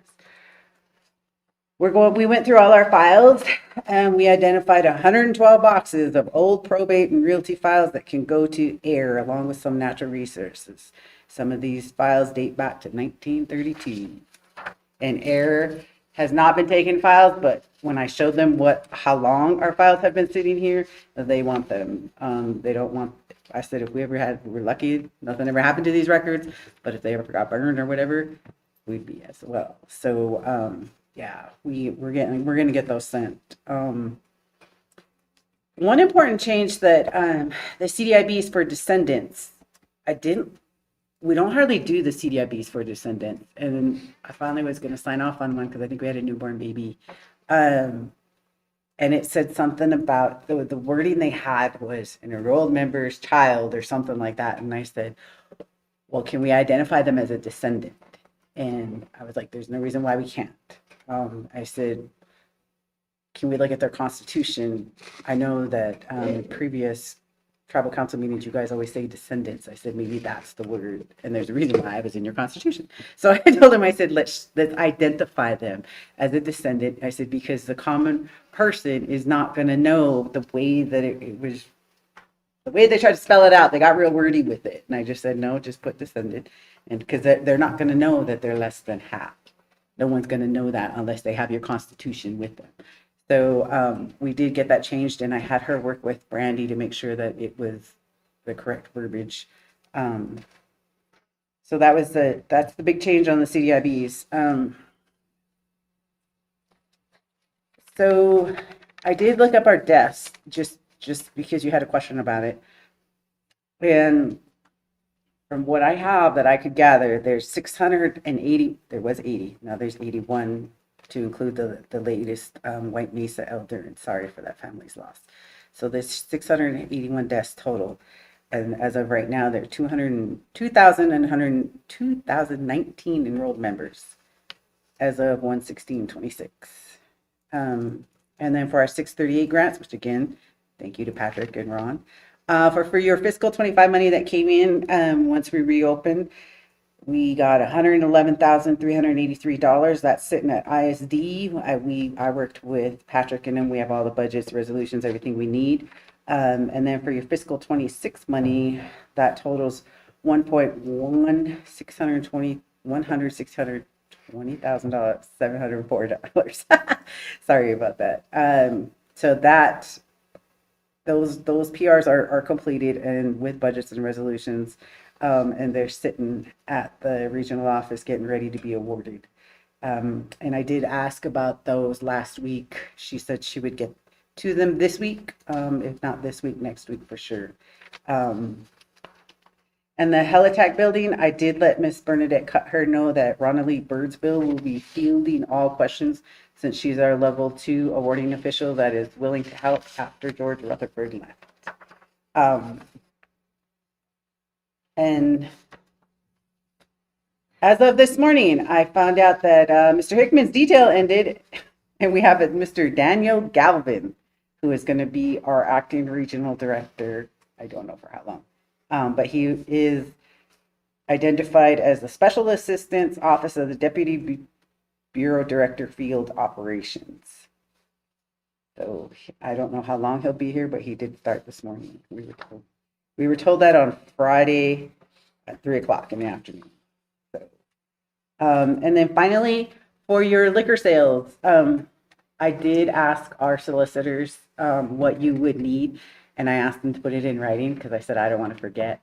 I said that way if I get any other questions, I can answer that intelligently. But I also gave Nikki a copy so that way we can get ahead of the game and we have everything sort of flow faster. I'm hoping. So that's about it for me. Question, Yes, sir. council.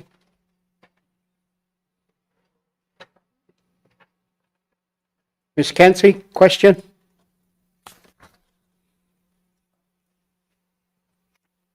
No, that was a good report, thank you. Well, I did have one. What is the timeline on probate hearings? I thought there was like a 3-year, window that they could be done. So Am I wrong, or am I correct? right now they're pushing 5 years, and that's why they're trying to make sure that we get them completed into the Office of Hearings, and that's where they're going to start making reports to Congress, from what I understand, because they're getting congressional questions because they are taking too long. And I agree with that, because like I said, my mother died in 2020 and we still have not had her probate. So we're working on our end to get them to the Office of Hearings. Once they get to Office of Hearings, they have limited number of judges. And so they're looking at hiring outside judges to get support on the backlog to get it caught up.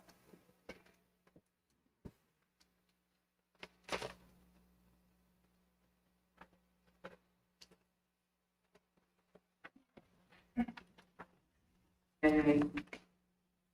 All right, thank you. Any other questions?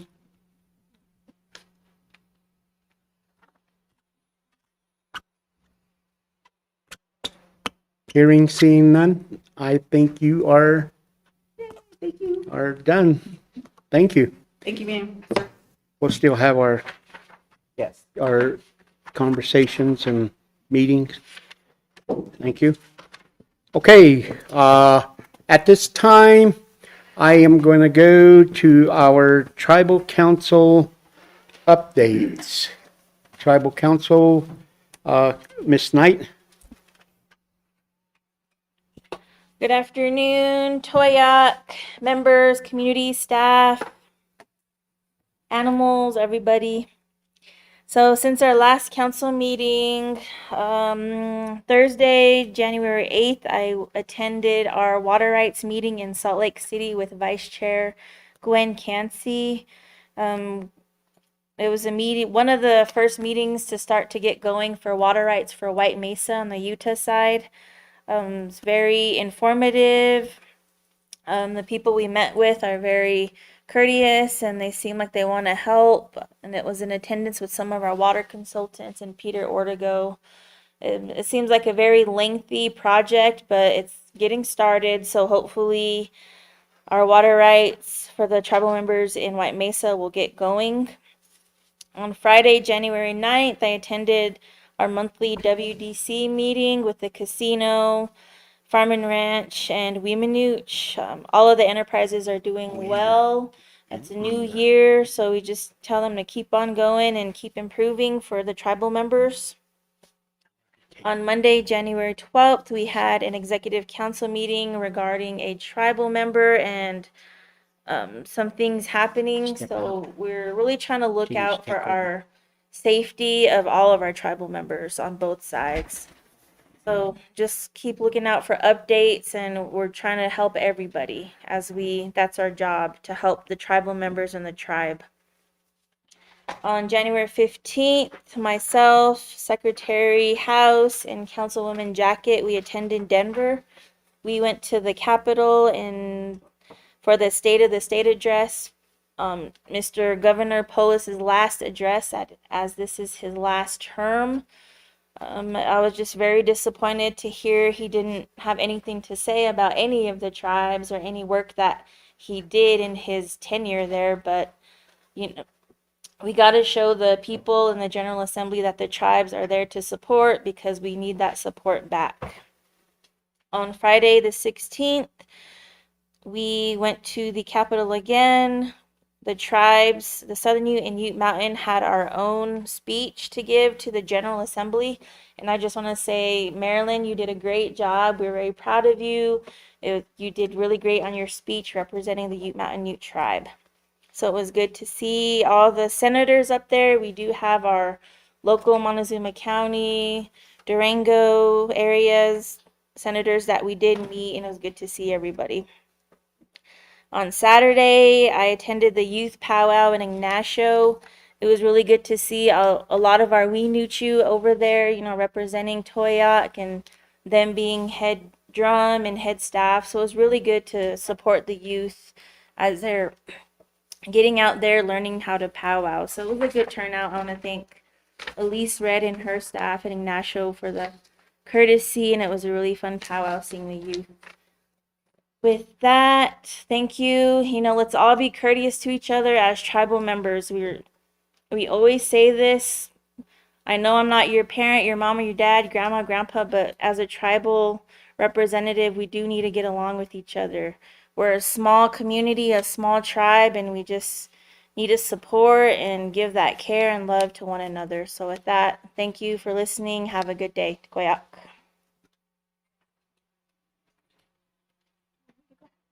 Go ahead.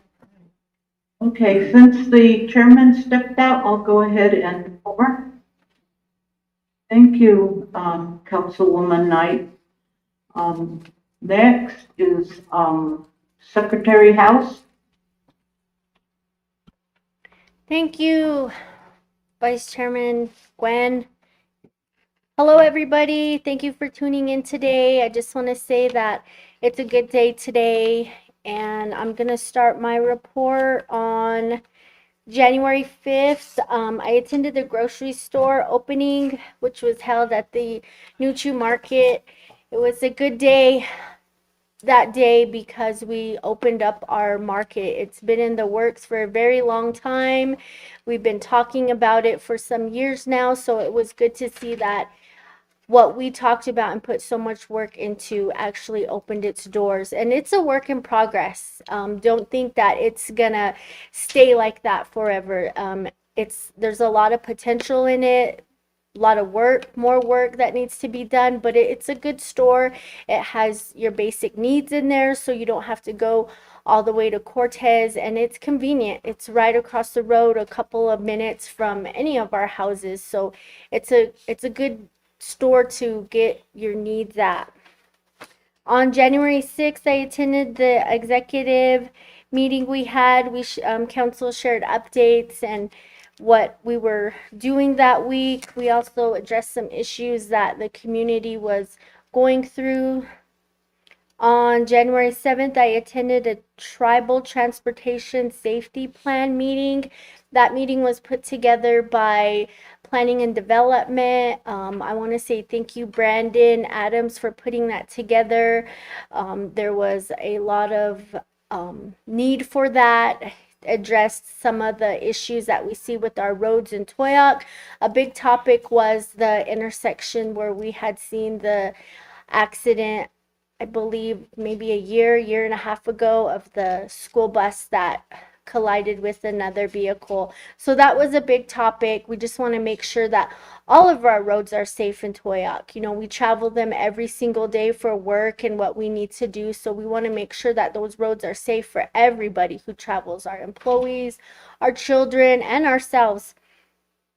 And on January 9th, I also attended a financial literacy class, which was held down at the Human Resource Building. Marie had that in her computer room, and I want to thank her for putting that out there. It's always good to have some sort of knowledge about our finances and how we take care of them. You know, we could be whatever age and still need some help with our finances. So any help is needed, you know, just learning how to budget your money and how to, you know, save, because that's what we want. We want to be able to save. So, you know, if we need to use our money later on. January 12th, I attended a special meeting again by the Ute Mountain Ute Council. We shared updates and addressed some more community concerns.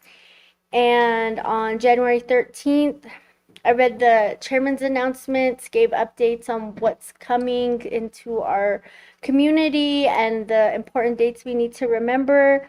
And then starting on January 14th through the 16th, I attended the State of the State address in Denver, Colorado.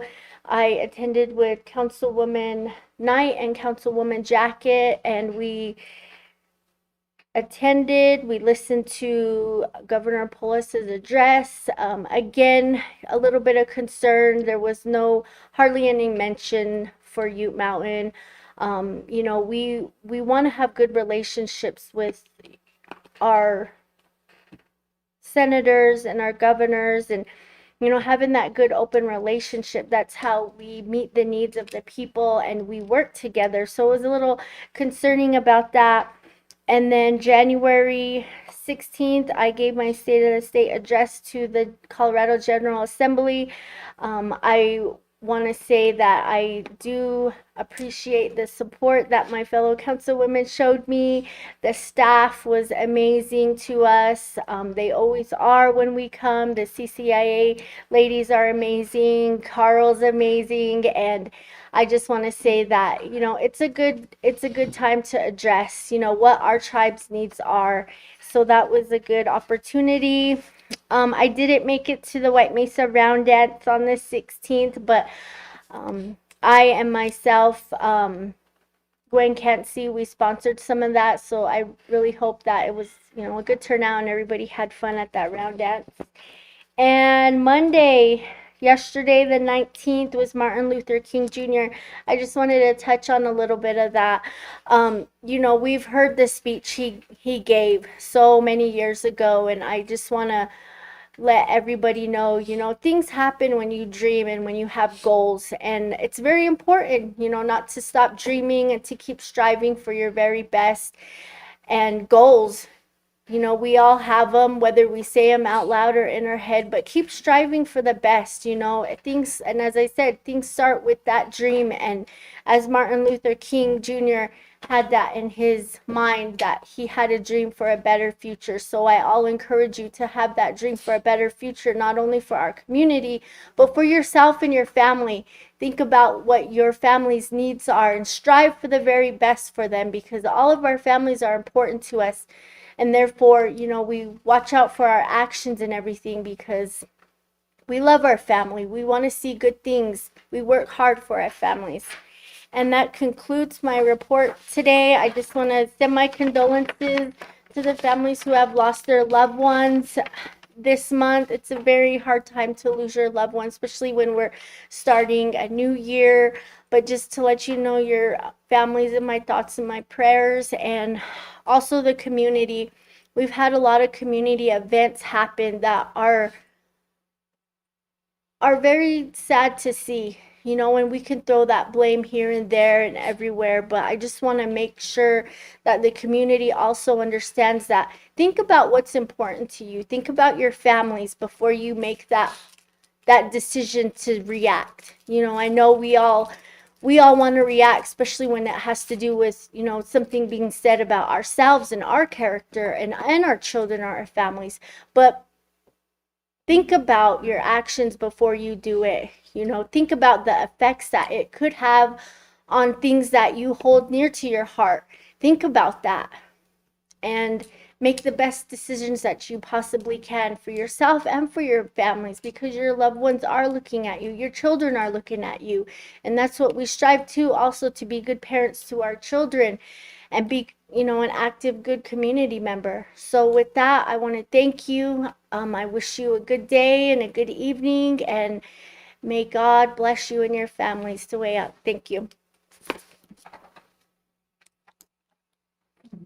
Thank you, Secretary House. Okay, next I'll go ahead and call on Councilwoman Jacket. Oh, yeah, one. Good morning. Good morning, everybody. Good morning to all of us this morning. That Creator has given us another day yet, and today, another day. Every time when we get up in the morning, I always say, this is a new chapter, and we have to make the best of it, you know, to what we're in. So my report, I spent some time with tribal members that came, talked to me, and helped some of them with butane.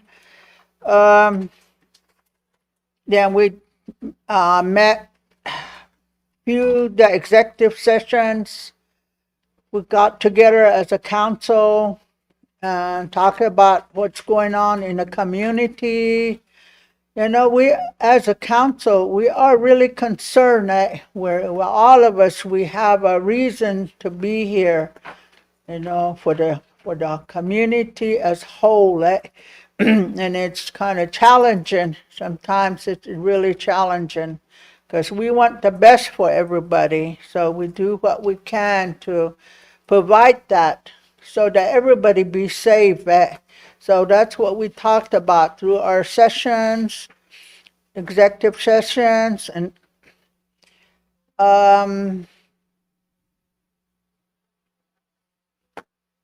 I attended education meeting on the 13th with also I traveled with the ladies. We went to Denver, Nanama, you know, and that was a good experience for me. You know, learn a lot and think that we really do need to be involved and let the state, you know, and the senators and the to know, hey, that we exist here and that we get nuchi. We need to be out there and be recognized in the state of Colorado. And that was a really good visit that we had, and thank Marilyn for that she did her presentation.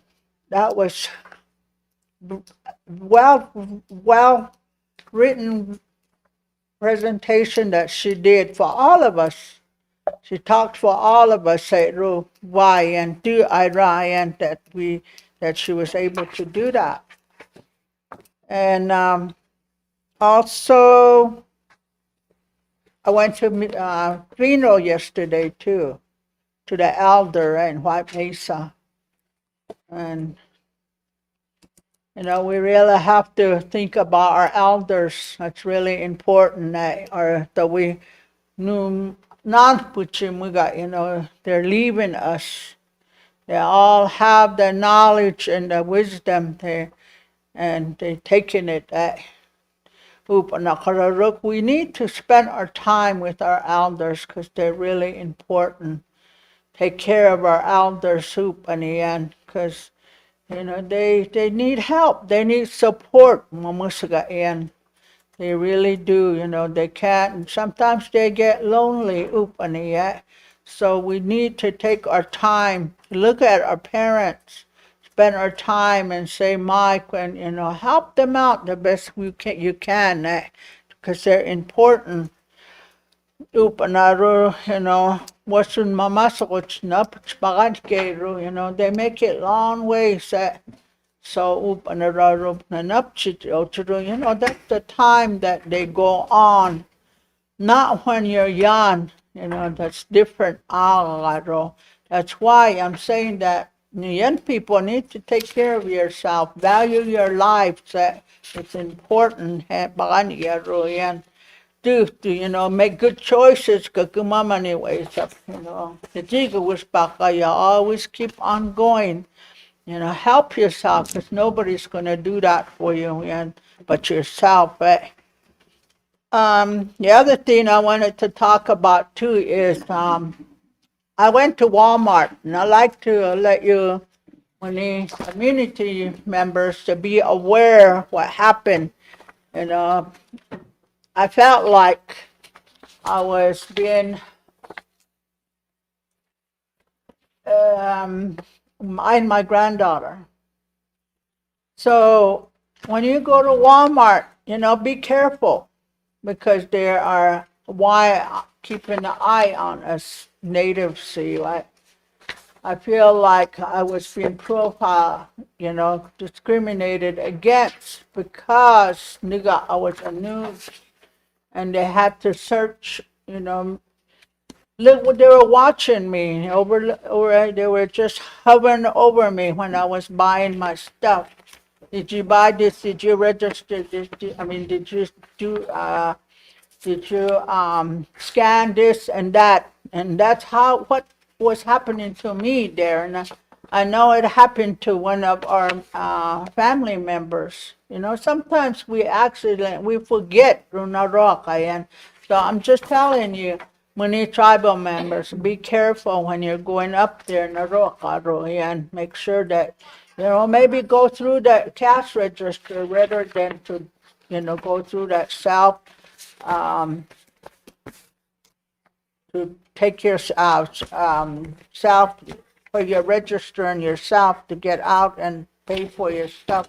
It's best to go through where they can scan it for you, and so that way they won't do that to you. Because they can charge you with theft through, even though it was an accident. That's what I experienced up there. Also, we're going to be working with the youth. We're going to try to get some youth going, programs for our youth, because we really need to work on them and to get them motivated so that they can have something to do.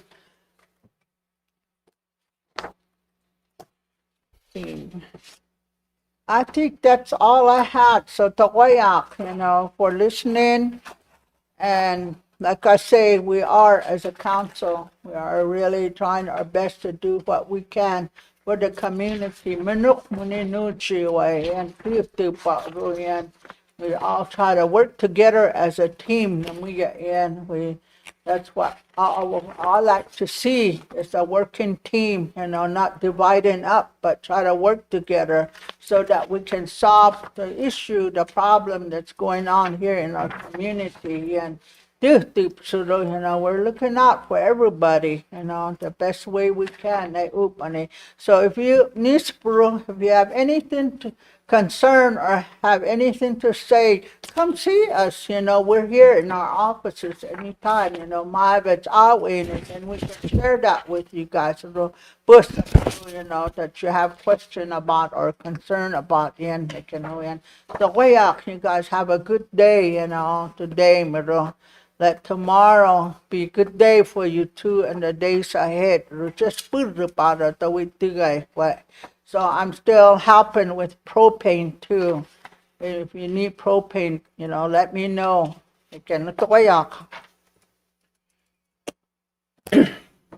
Okay, Miss Can't See Vice Chairman, I'm back here.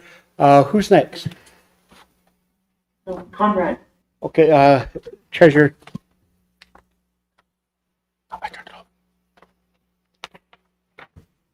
Good morning, membership, trial members, community members, everybody listening. Thank you for listening to our council meeting. I'd like to say, first and foremost, thank you to our staff. We have a really good team of employees who are doing their best and trying to work their best for us. As you've seen, our financial hardship for this fiscal year, it has been harsh for everyone, especially not having utilities. So that's the push right there, is to have utilities for this year and keep all of our benefits. So you hear us talk about us being out there. We're advocating on behalf of the tribe, because our employees are out there. They're telling the investors these are our plans, and we're the backup. We reinsure everybody that says, yes, this is the Ute Mountain Tribe. This is what we're going for. We are in full support of it. It's not just the white person, a Maragat, who's out there talking and say, oh, I'm doing this. No, this is the tribe. They're working for us, and we support them. So just to put that out there. The grocery store was a definitely good plus, very positive to start out this new year. And it's been sitting there for many years. We did have some grants. We didn't have no tribal money tied to it, just grants. And when this new administration got in, they took all that money. And we were left there with little to nothing, but we were able to manage. We were able to find some funds and put it into there and get it open, because it is a benefit for our membership and our community, because it's less of a stress to go all the way up to town and get what you need. So at the beginning of the month, I did that. I also had to go to Albuquerque for Albuquerque Indian Health Board for an emergency meeting and a regular meeting. There is a lot going on with IHS, and they definitely want the tribe support, and we have to be at those meetings. Some of these meetings, they cut off and be on Zoom. You got to be in person. So you got to sit there with all the rest of the tribal leaders, and you got to pay your input. What does Ute Mountain want? What do you guys want out of IHS? And we have to tell them. You got to sit there and you got to tell them, because there's other tribes. There's 19 other Pueblos, the Navajos, the Apaches, and the Cherokees, maybe possibly in this region too, that it's going to be who has the biggest voice, who has the biggest concerns. It's coming.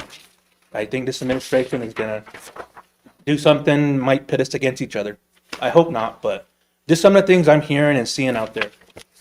I have been attending the Monday meetings that the chairman has been setting up on Mondays. It's really good to talk, but the rest of the council get an update where we're coming from and what's going on. It's more helpful. It's more helpful as the rest of the council says. We work as a team. We inform each other, and we got to be supportive of each other.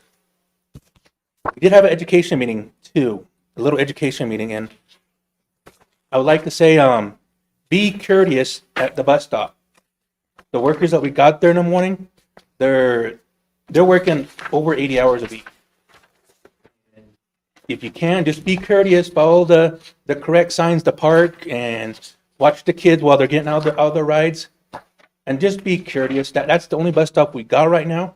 As what we were talking about, is maybe having something different from the bus stop, maybe going around the community, dropping off the kids as they used to do before. But that's gonna be talked about, and most likely it'll be for next school year. Myself and Councilman Turtle, we went to Santa Fe last week for the tribal leaders policy briefing. So it was Ute Mountain, the 2 Apache tribes, and all the 19 Pueblos. Actually, the Fort Sill Apache, they're the 3rd Apache. So New Mexico, they're very helpful to the Native Americans there. It's kind of like their little it's not a council, it's not a policy, it's not CCIA, but they help out all the Native American tribes in New Mexico. They have a capital outlet that we can apply for, and all the tribes in New Mexico, they all apply for it, and most of them, they get it. And last year when we got respected as being involved with New Mexico, we were able to get into it too. It wasn't that much money, it was mostly for infrastructure. So it's there. It's there. There's money in New Mexico to help us with our community in our little land there, 160,000 acres. And we have our foot in Colorado. We got our foot, actually we got a whole foot in Colorado. We need to get into New Mexico. It's there, and with the rest of the council, we been showing up to New Mexico meetings. Where they're not questioning us. They're not saying, "Why is Ute Mountain here?" Like, "Oh, Ute Mountain's here. Okay, you guys sit right here. We got you guys. You guys are sitting up here in the front." So it's there. We got our foot in there, and that New Mexico, it has so much to it on that side. As what was said this morning, the broadband, and definitely the infrastructure and some water lines. That's a possibility. And with that new railroad head that's coming from Gallup to Farmington, that has a lot of potential. So yesterday I was in a Sweetwater meeting. So this is our plans, and this plan is in a phase 1, maybe going into phase 2 for the Sweetwater pump back station. We do have investors. We do have people who say that's a good idea. That will produce 600 megawatts right there. How can we get involved with that? And we also have our group too, our Hickoria. They're willing to help us out on the water side. So it's all there. People are coming, they're hearing, and the one thing we never had in this spot, in this project that has been on the table for 30 years, is a marketing person. Now we do got that. We have someone saying, Ute Mountain has this, it's legit, this is what can happen if you want to invest with us. So it's just good to have all that conversation and have that good feeling, okay, this is a possibility. Let's do it. Let's do it. Who do we need to jump over? Who's standing in our way? That's where I stand at. So I'd like to say, in closing, membership, update your tribal IDs. ICE is still out there, and I don't want no one to be detained or anything. We need to update our announcement form that had all of council's name on there, so people know if they're detained or something happens, that they know who to call. We did have that in the past with the past administration, but that announcement just needs to be updated. So it gives membership reassurance, this is who I call, just in case my ID don't work. Because you hear about that in news where people are detained and they don't accept the ID and they go, well, I'm native. And it's hard to distinguish, even among each other. We can look like Spanish is Hispanic, and these ICE agents can take it a different way because most of them aren't from here. They're coming from different areas. I'm slowly beginning to learn and read more into this. I thought it would be a phase, but it's not. It's still here, and we got to help our membership however way. I would like to ask the membership, just be nice and courteous to each other. This is all we got, 2,100. That is it. We are a really small tribe, but we have a lot of land. We have a lot of potential. Just be nice to each other. Make sure if you need propane, you get a hold of Catherine or myself. I'll help out with propane. That's a possibility. But there is a chance that if you're using council assistant with another council person, and then you try to ask me for help, you might have been maxed out on them. And so just be careful and check what kind of emergency council assistant that you got, because it can leave you with nothing. So I just like you to be aware of that, and just be safe out there. Be safe out there. I'm going to say this again. Look out for each other. Look out for each other. If you see someone suspicious in a neighborhood, call security, call the police, because I'm beginning to see a lot of vehicles that look suspicious. And you hear about these stories about missing indigenous people just going missing, and I'm surprised that there's a lot of people still haven't found, and I don't want none of our membership to ever go through that. So with that being said, Chairman, Council, that is my report. Thank you, membership. Thank you, employees. Thank you, everyone who's listening. Thank you. Wish the way out. Thank you, Treasurer Jacket. Vice Chairman Kenzie. Hey, well, good mid-morning, everyone. Almost noon. All righty. I hope everyone is doing well today. I hope the beginning of this new year is treating everyone well. We have 11 more productive months to go until another new year is upon us. We are looking forward to reestablishing our connections to the state of Utah and actively searching for any grants that we can leverage that will assist in our needs in White Mesa.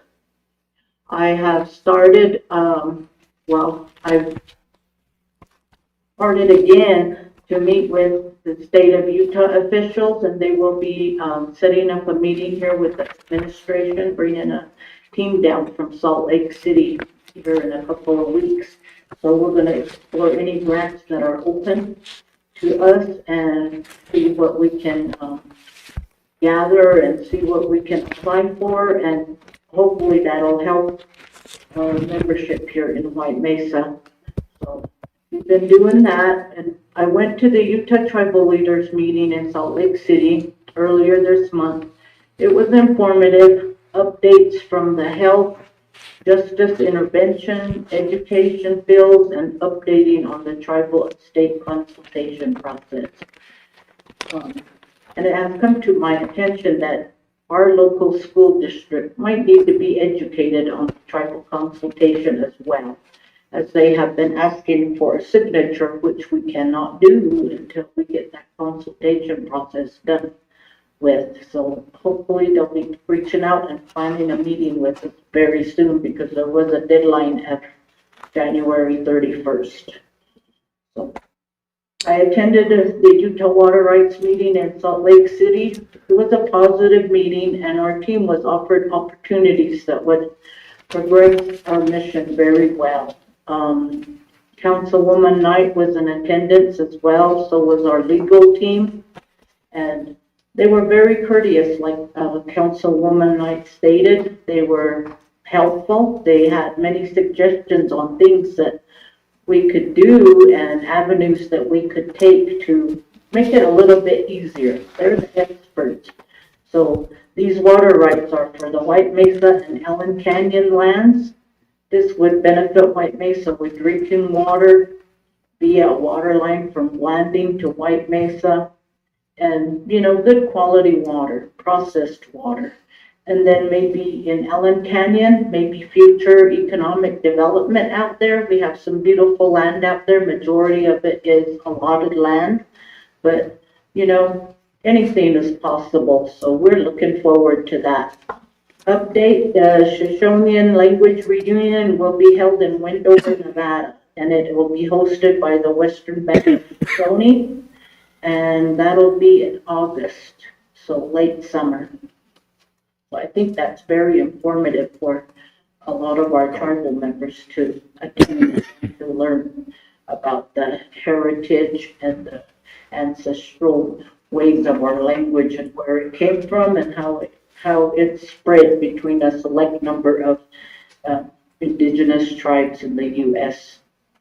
There are also plans for having an 8 Nations gathering in June in Salt Lake City, which will showcase all the tribes in Utah and the urban indigenous population.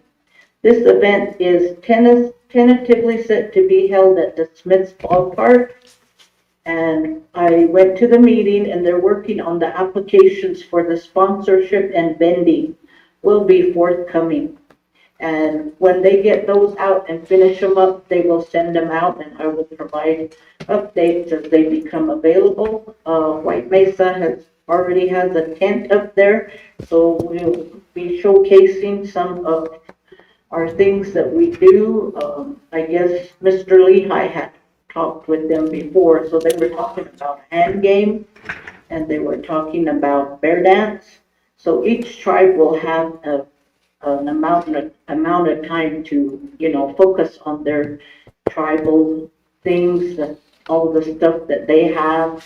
So that I'm looking forward to that. So we'll be working actively with them to, make this come together. So like I said, it's tentative at the Smiths Ballpark. And if that plan falls through, then there's a couple of other locations like Liberty Park, and there was another place that they were mentioning. But yeah, I will keep everyone updated on that. I'd like to have some participation from, people, tribal membership from here and in Toyota. So that would be really good to bring us all together. And so the Utah legislative session is coming up next week, and I'll be there to support all legislation that is being brought before the session that affects our rights and processes as sovereign government within the state of Utah. So I went to that last year, but I didn't go as counsel. I went as a White Mesa representative. I shared some of our information that we offered to our community members. We also presented on 100 Years of Silence, so which has kind of transformed into Anu's organization. So if you guys have any questions, have questions on that or want more answers, contact Dina. She works with that department, and just to clarify to everyone, there's been a misconception that it's a tribal department. It is not a tribal department. It is funded by private grant donations. So it's a 401c3. So, just to provide clarification, I know there have been a lot of questions on that, where the funding was coming from. So letting you know. Lastly, it has been brought to my attention that rumors have been floating around and being repeated that I have been up to no good. I want to clarify those allegations and put out there that I have not done anything questionable or against the law.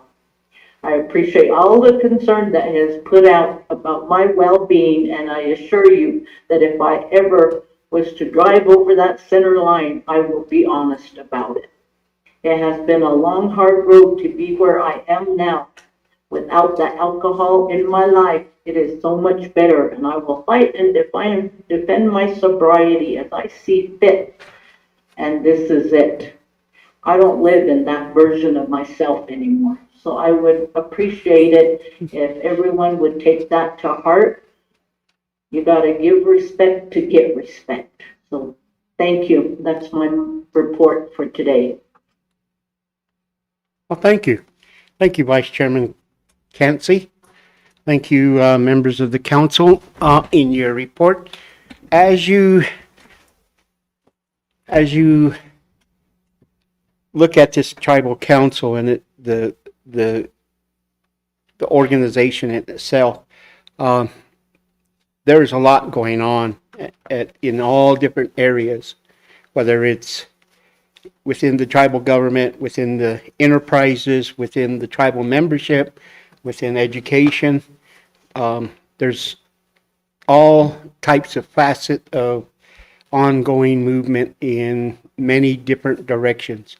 And you can take it however you want to take it as to what is going on.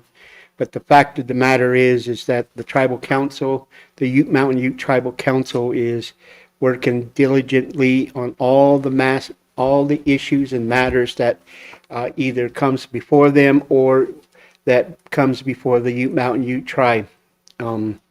As you heard, each council member's report as to the duties and the trips and the representation they put forth in their positions. They represent the tribe. They put the tribe at the forefront of their responsibility. So that is to be commendable. You know, there is a lot of questions of what tribal members are doing and where they're at and what they're either doing or not doing. And, you know, as Vice Chairman Cansey had said, you know, there was this great old rumor about me being in Vegas, being intoxicated and everything else, that I just never had an opportunity to get back to Las Vegas in 20 years. But it's okay. You know, if that's what is going to make your day in saying things that are untrue, that's what you have to live with, not I or any of these individuals or anyone in particular. We don't have to live that life. We know who we are. We know what we're doing. There is no one to tell us that we're doing this and doing that. You know, we hear it, but we don't have no say in what anyone is doing. That's your doings if that's the case. But the fact of the matter is our tribal council members are doing what they're elected in doing and doing the job to the best of their ability. And our executive staff, right along with the support of our tribal employees, all of our tribal employees are as well doing what they need to do, you know. And if it's a concern, I would just have to say, you're doing your job because people are saying what they need to say.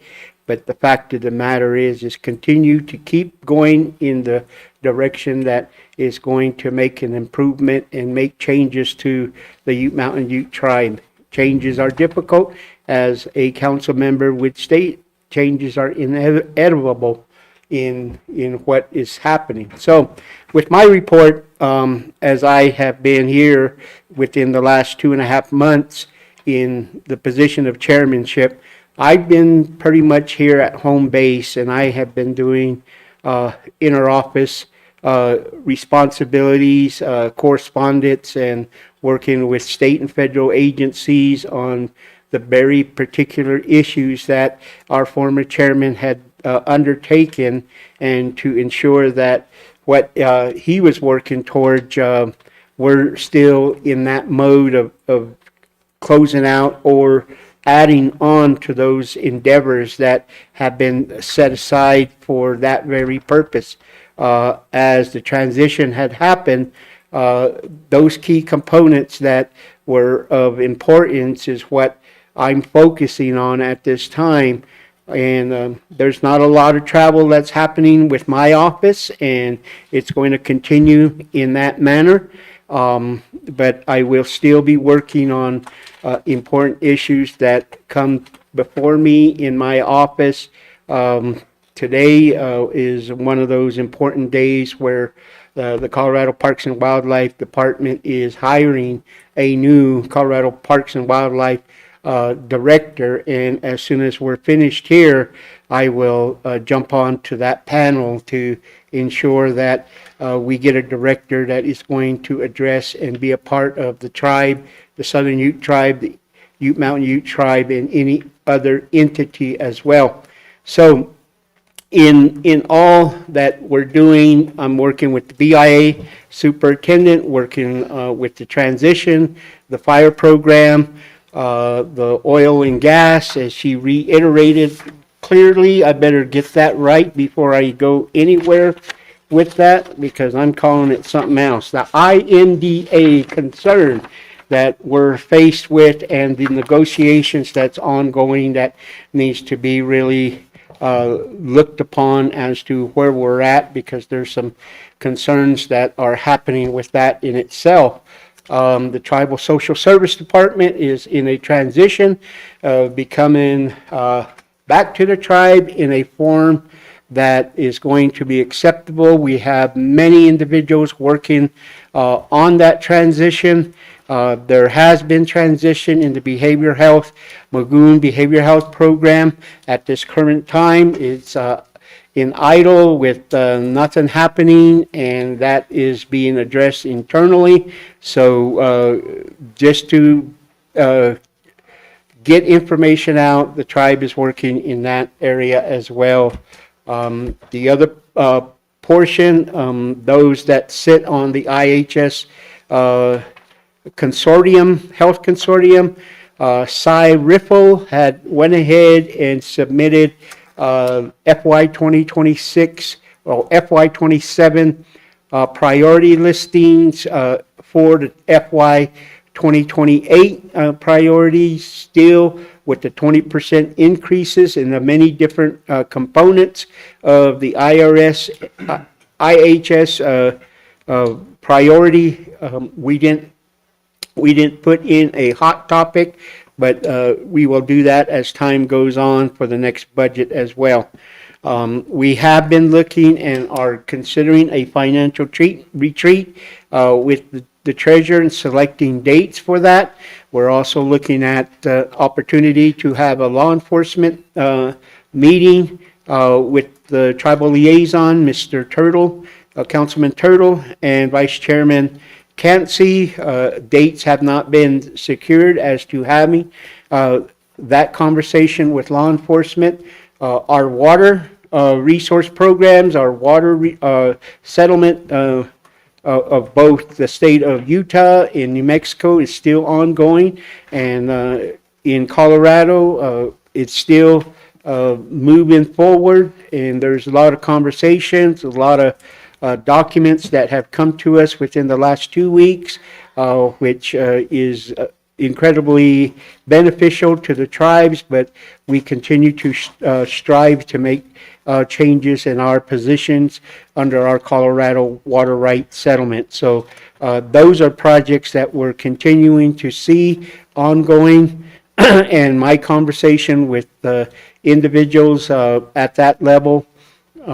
We also have the National Forest Service consultation that is ongoing. We're going to codify, or now we're ready to move forward with a National Forest revised management plan that has been in the works for almost 10 years, that it's ready for a sign off and having a new revised Forest Service plan that impacts the White Mesa community, because it abuts up to the White Mesa Ute Mountain Ute portion of the reservation, as well as we utilize those areas to graze in the summer in the Babylon gooseberry areas that is there.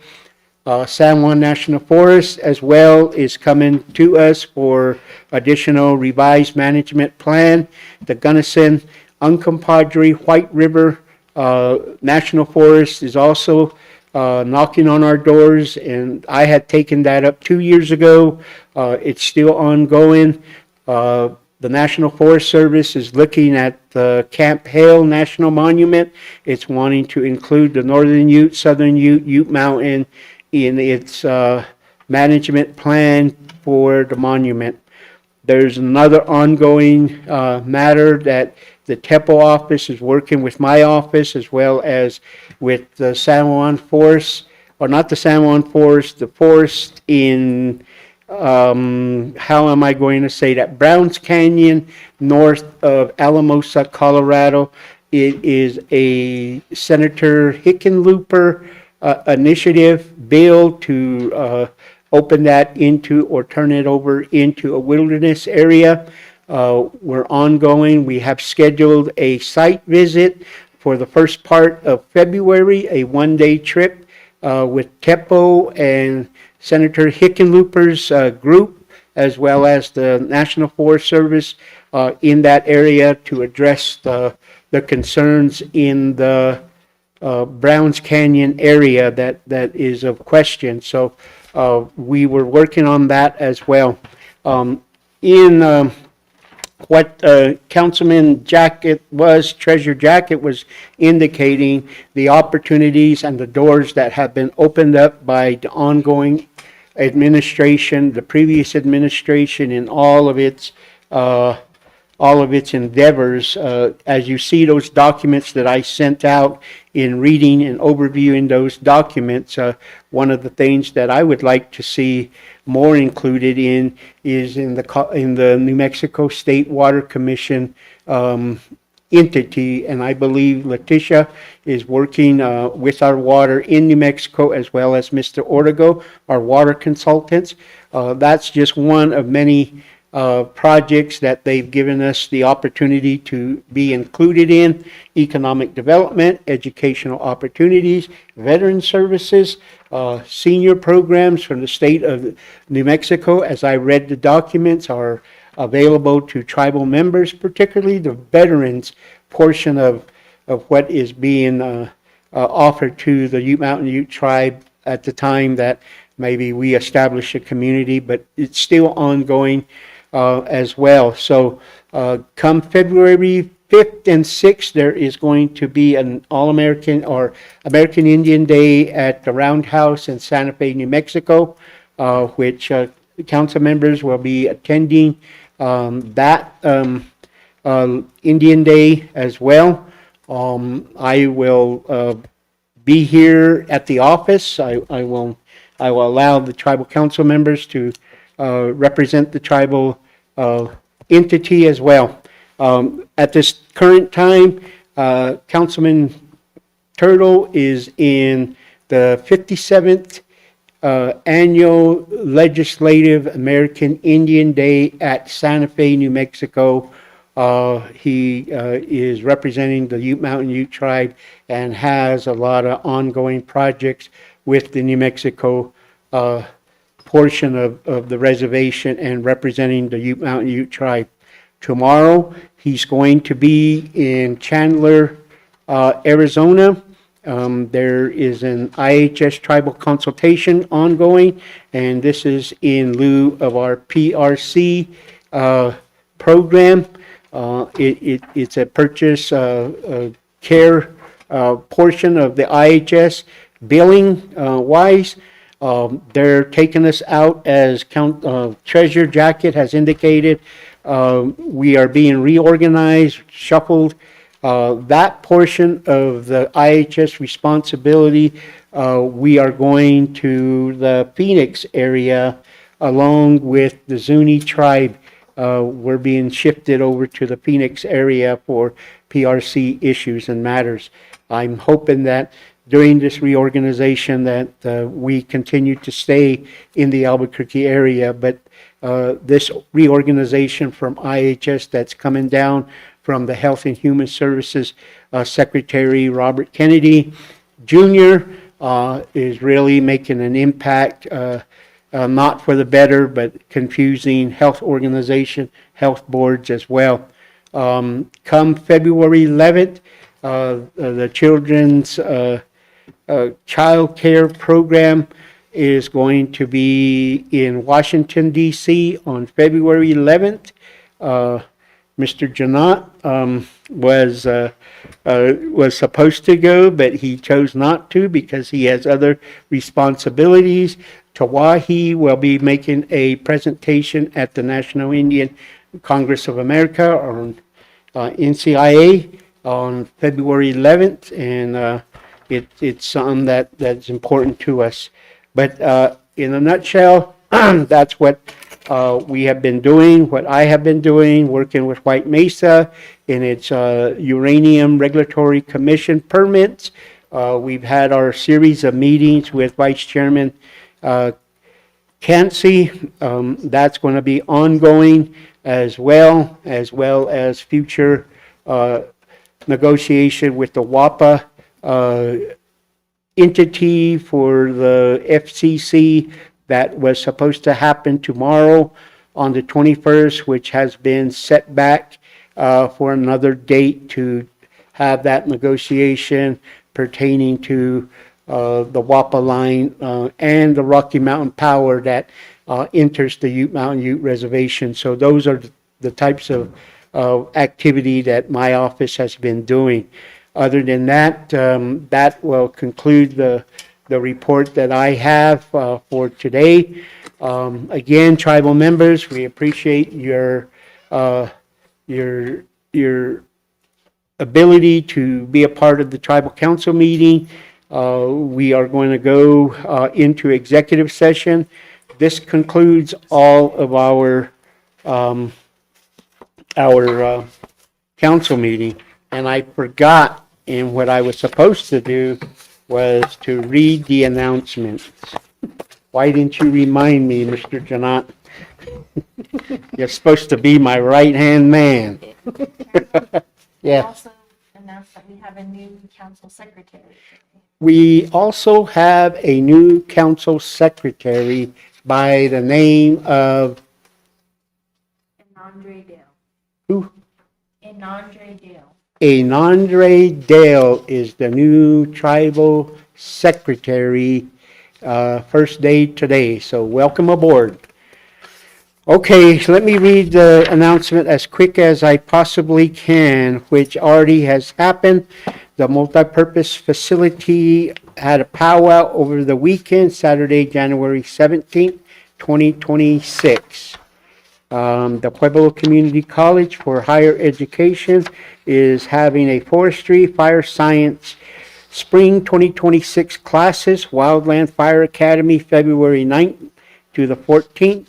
This is a week-long training, offers the opportunity to be able to apply for the red card and work as a wildland firefighter. They will also have chainsaw certification, February 16th through the 20th to become certified in chainsaw operation and safety. This is with the PCC, Pueblo Community College. If you need contact, you talk to Miss Laura Semerch at Pueblo Community College, area code 970-564-6218. The Ute Mountain Ute Summer Internship Program, an 18-day internship program. Get paid to pursue your purpose, your goals, your path. A personalized 18-day internship designed around what you want next: school, career, leadership, or life direction. Clarity and confidence. Get clear on what matters to you. Build real-world skills and learn how to move forward with intentions. Paid experience, real support, earn up to $2,160 while being supported, respected, and taken serious in small cohort settings. Only 5 spots available for high school students, 5 spots available for college students, which will be Monday through Friday, June 15th through the 25th, and July 6th through the 16th. The partnership with Earn Dollars, make friends, find a purpose, build confidence, real talk, real growth, safety, affirming space, tools for life, empower your career. For more information, higher education at utemountain.org or telephone number 970-564-5471. Mesa Verde is doing a call for artists, Knife Edge Cafe mural at Mesa Verde National Park. Mesa Verde Association and Mesa Verde National Park invite artists to submit proposals for a new mural at the Knife Edge Cafe in the Moorfield Village area of Mesa Verde National Park.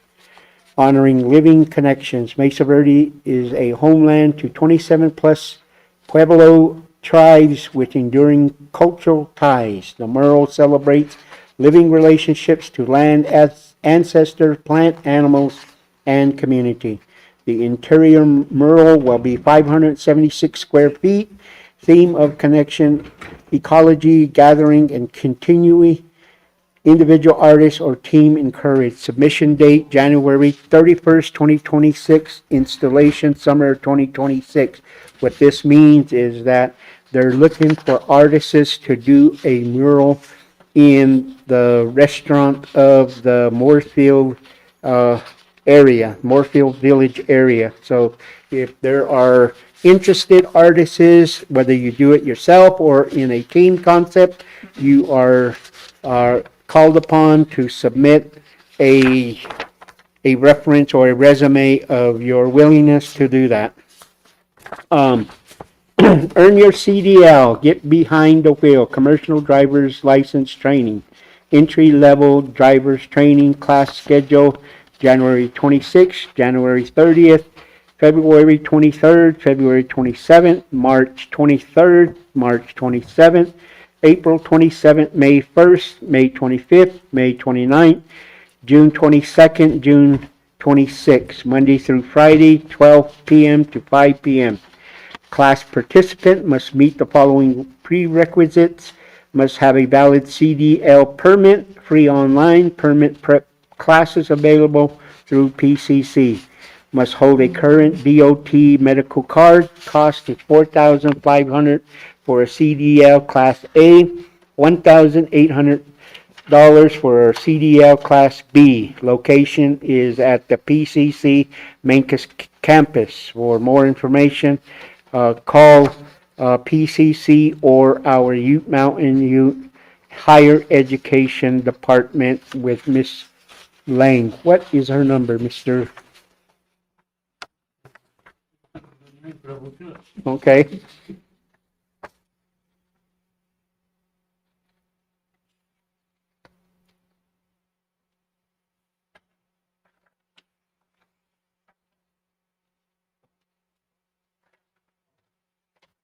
Anyways, get in contact with Miss Lang, Sherelle Lang.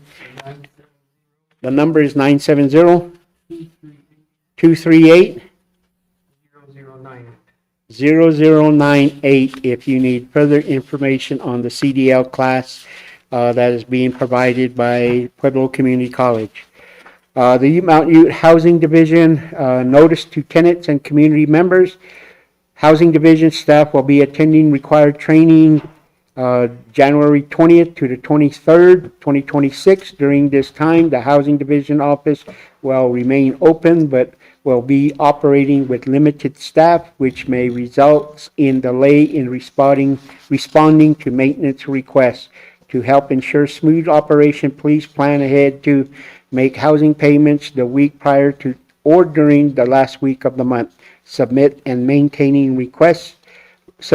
maintenance requests as early as possible. Your cooperation and understanding are greatly appreciated as our staff complete this important training to better serve the community. Archie House Jr., Executive Director, Ute Mountain Ute Housing Division, Ute Mountain Ute Tribe. One last one is the Southwest Conservation Corps 2026 Summer Youth Crew, who ages 15 to 18 years of age from the Four Corners region. When? First session will begin June 1st and will go through June 26th. Second session will be July 6th through the 31st. Get paid to learn conservation skills while working on public lands throughout the Four Corners area.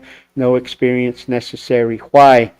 Have the experience of a lifetime in your backyard. Earn $485 a week. Minimum food, uniform, shirt, protective equipment, and all outdoor gear available to borrow. Learn more and apply. This is through the Four Corners Youth. Contact Lucy Perry at 970-946-0211. Again, the Southwest Conservation Corps is an idea summer program for our youth to learn many different skills. They go many different areas, particularly in the Forest Service area. of the National Forest as well as out into the Canyonlands to provide services and projects that would benefit anyone that is an outdoor enthusiast or who would like to work outdoors in a particular outdoor career, such as wildland firefighting, biologist, anyone that has that type of matter of career. With that, council members, I am going to adjourn the tribal council. We still have the food pantry that is Monday, Wednesday, Friday from 9 a.m. to 3 p.m.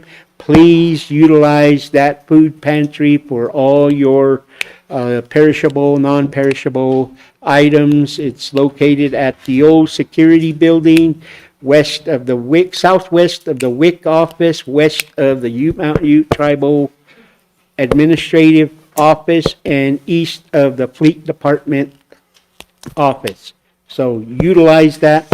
It's there for you, and I am asking for the adjournment for this tribal council, and I appreciate our tribal members, tribal staff, those that are watching per YouTube. Thank you, and have a great day and the rest of the week.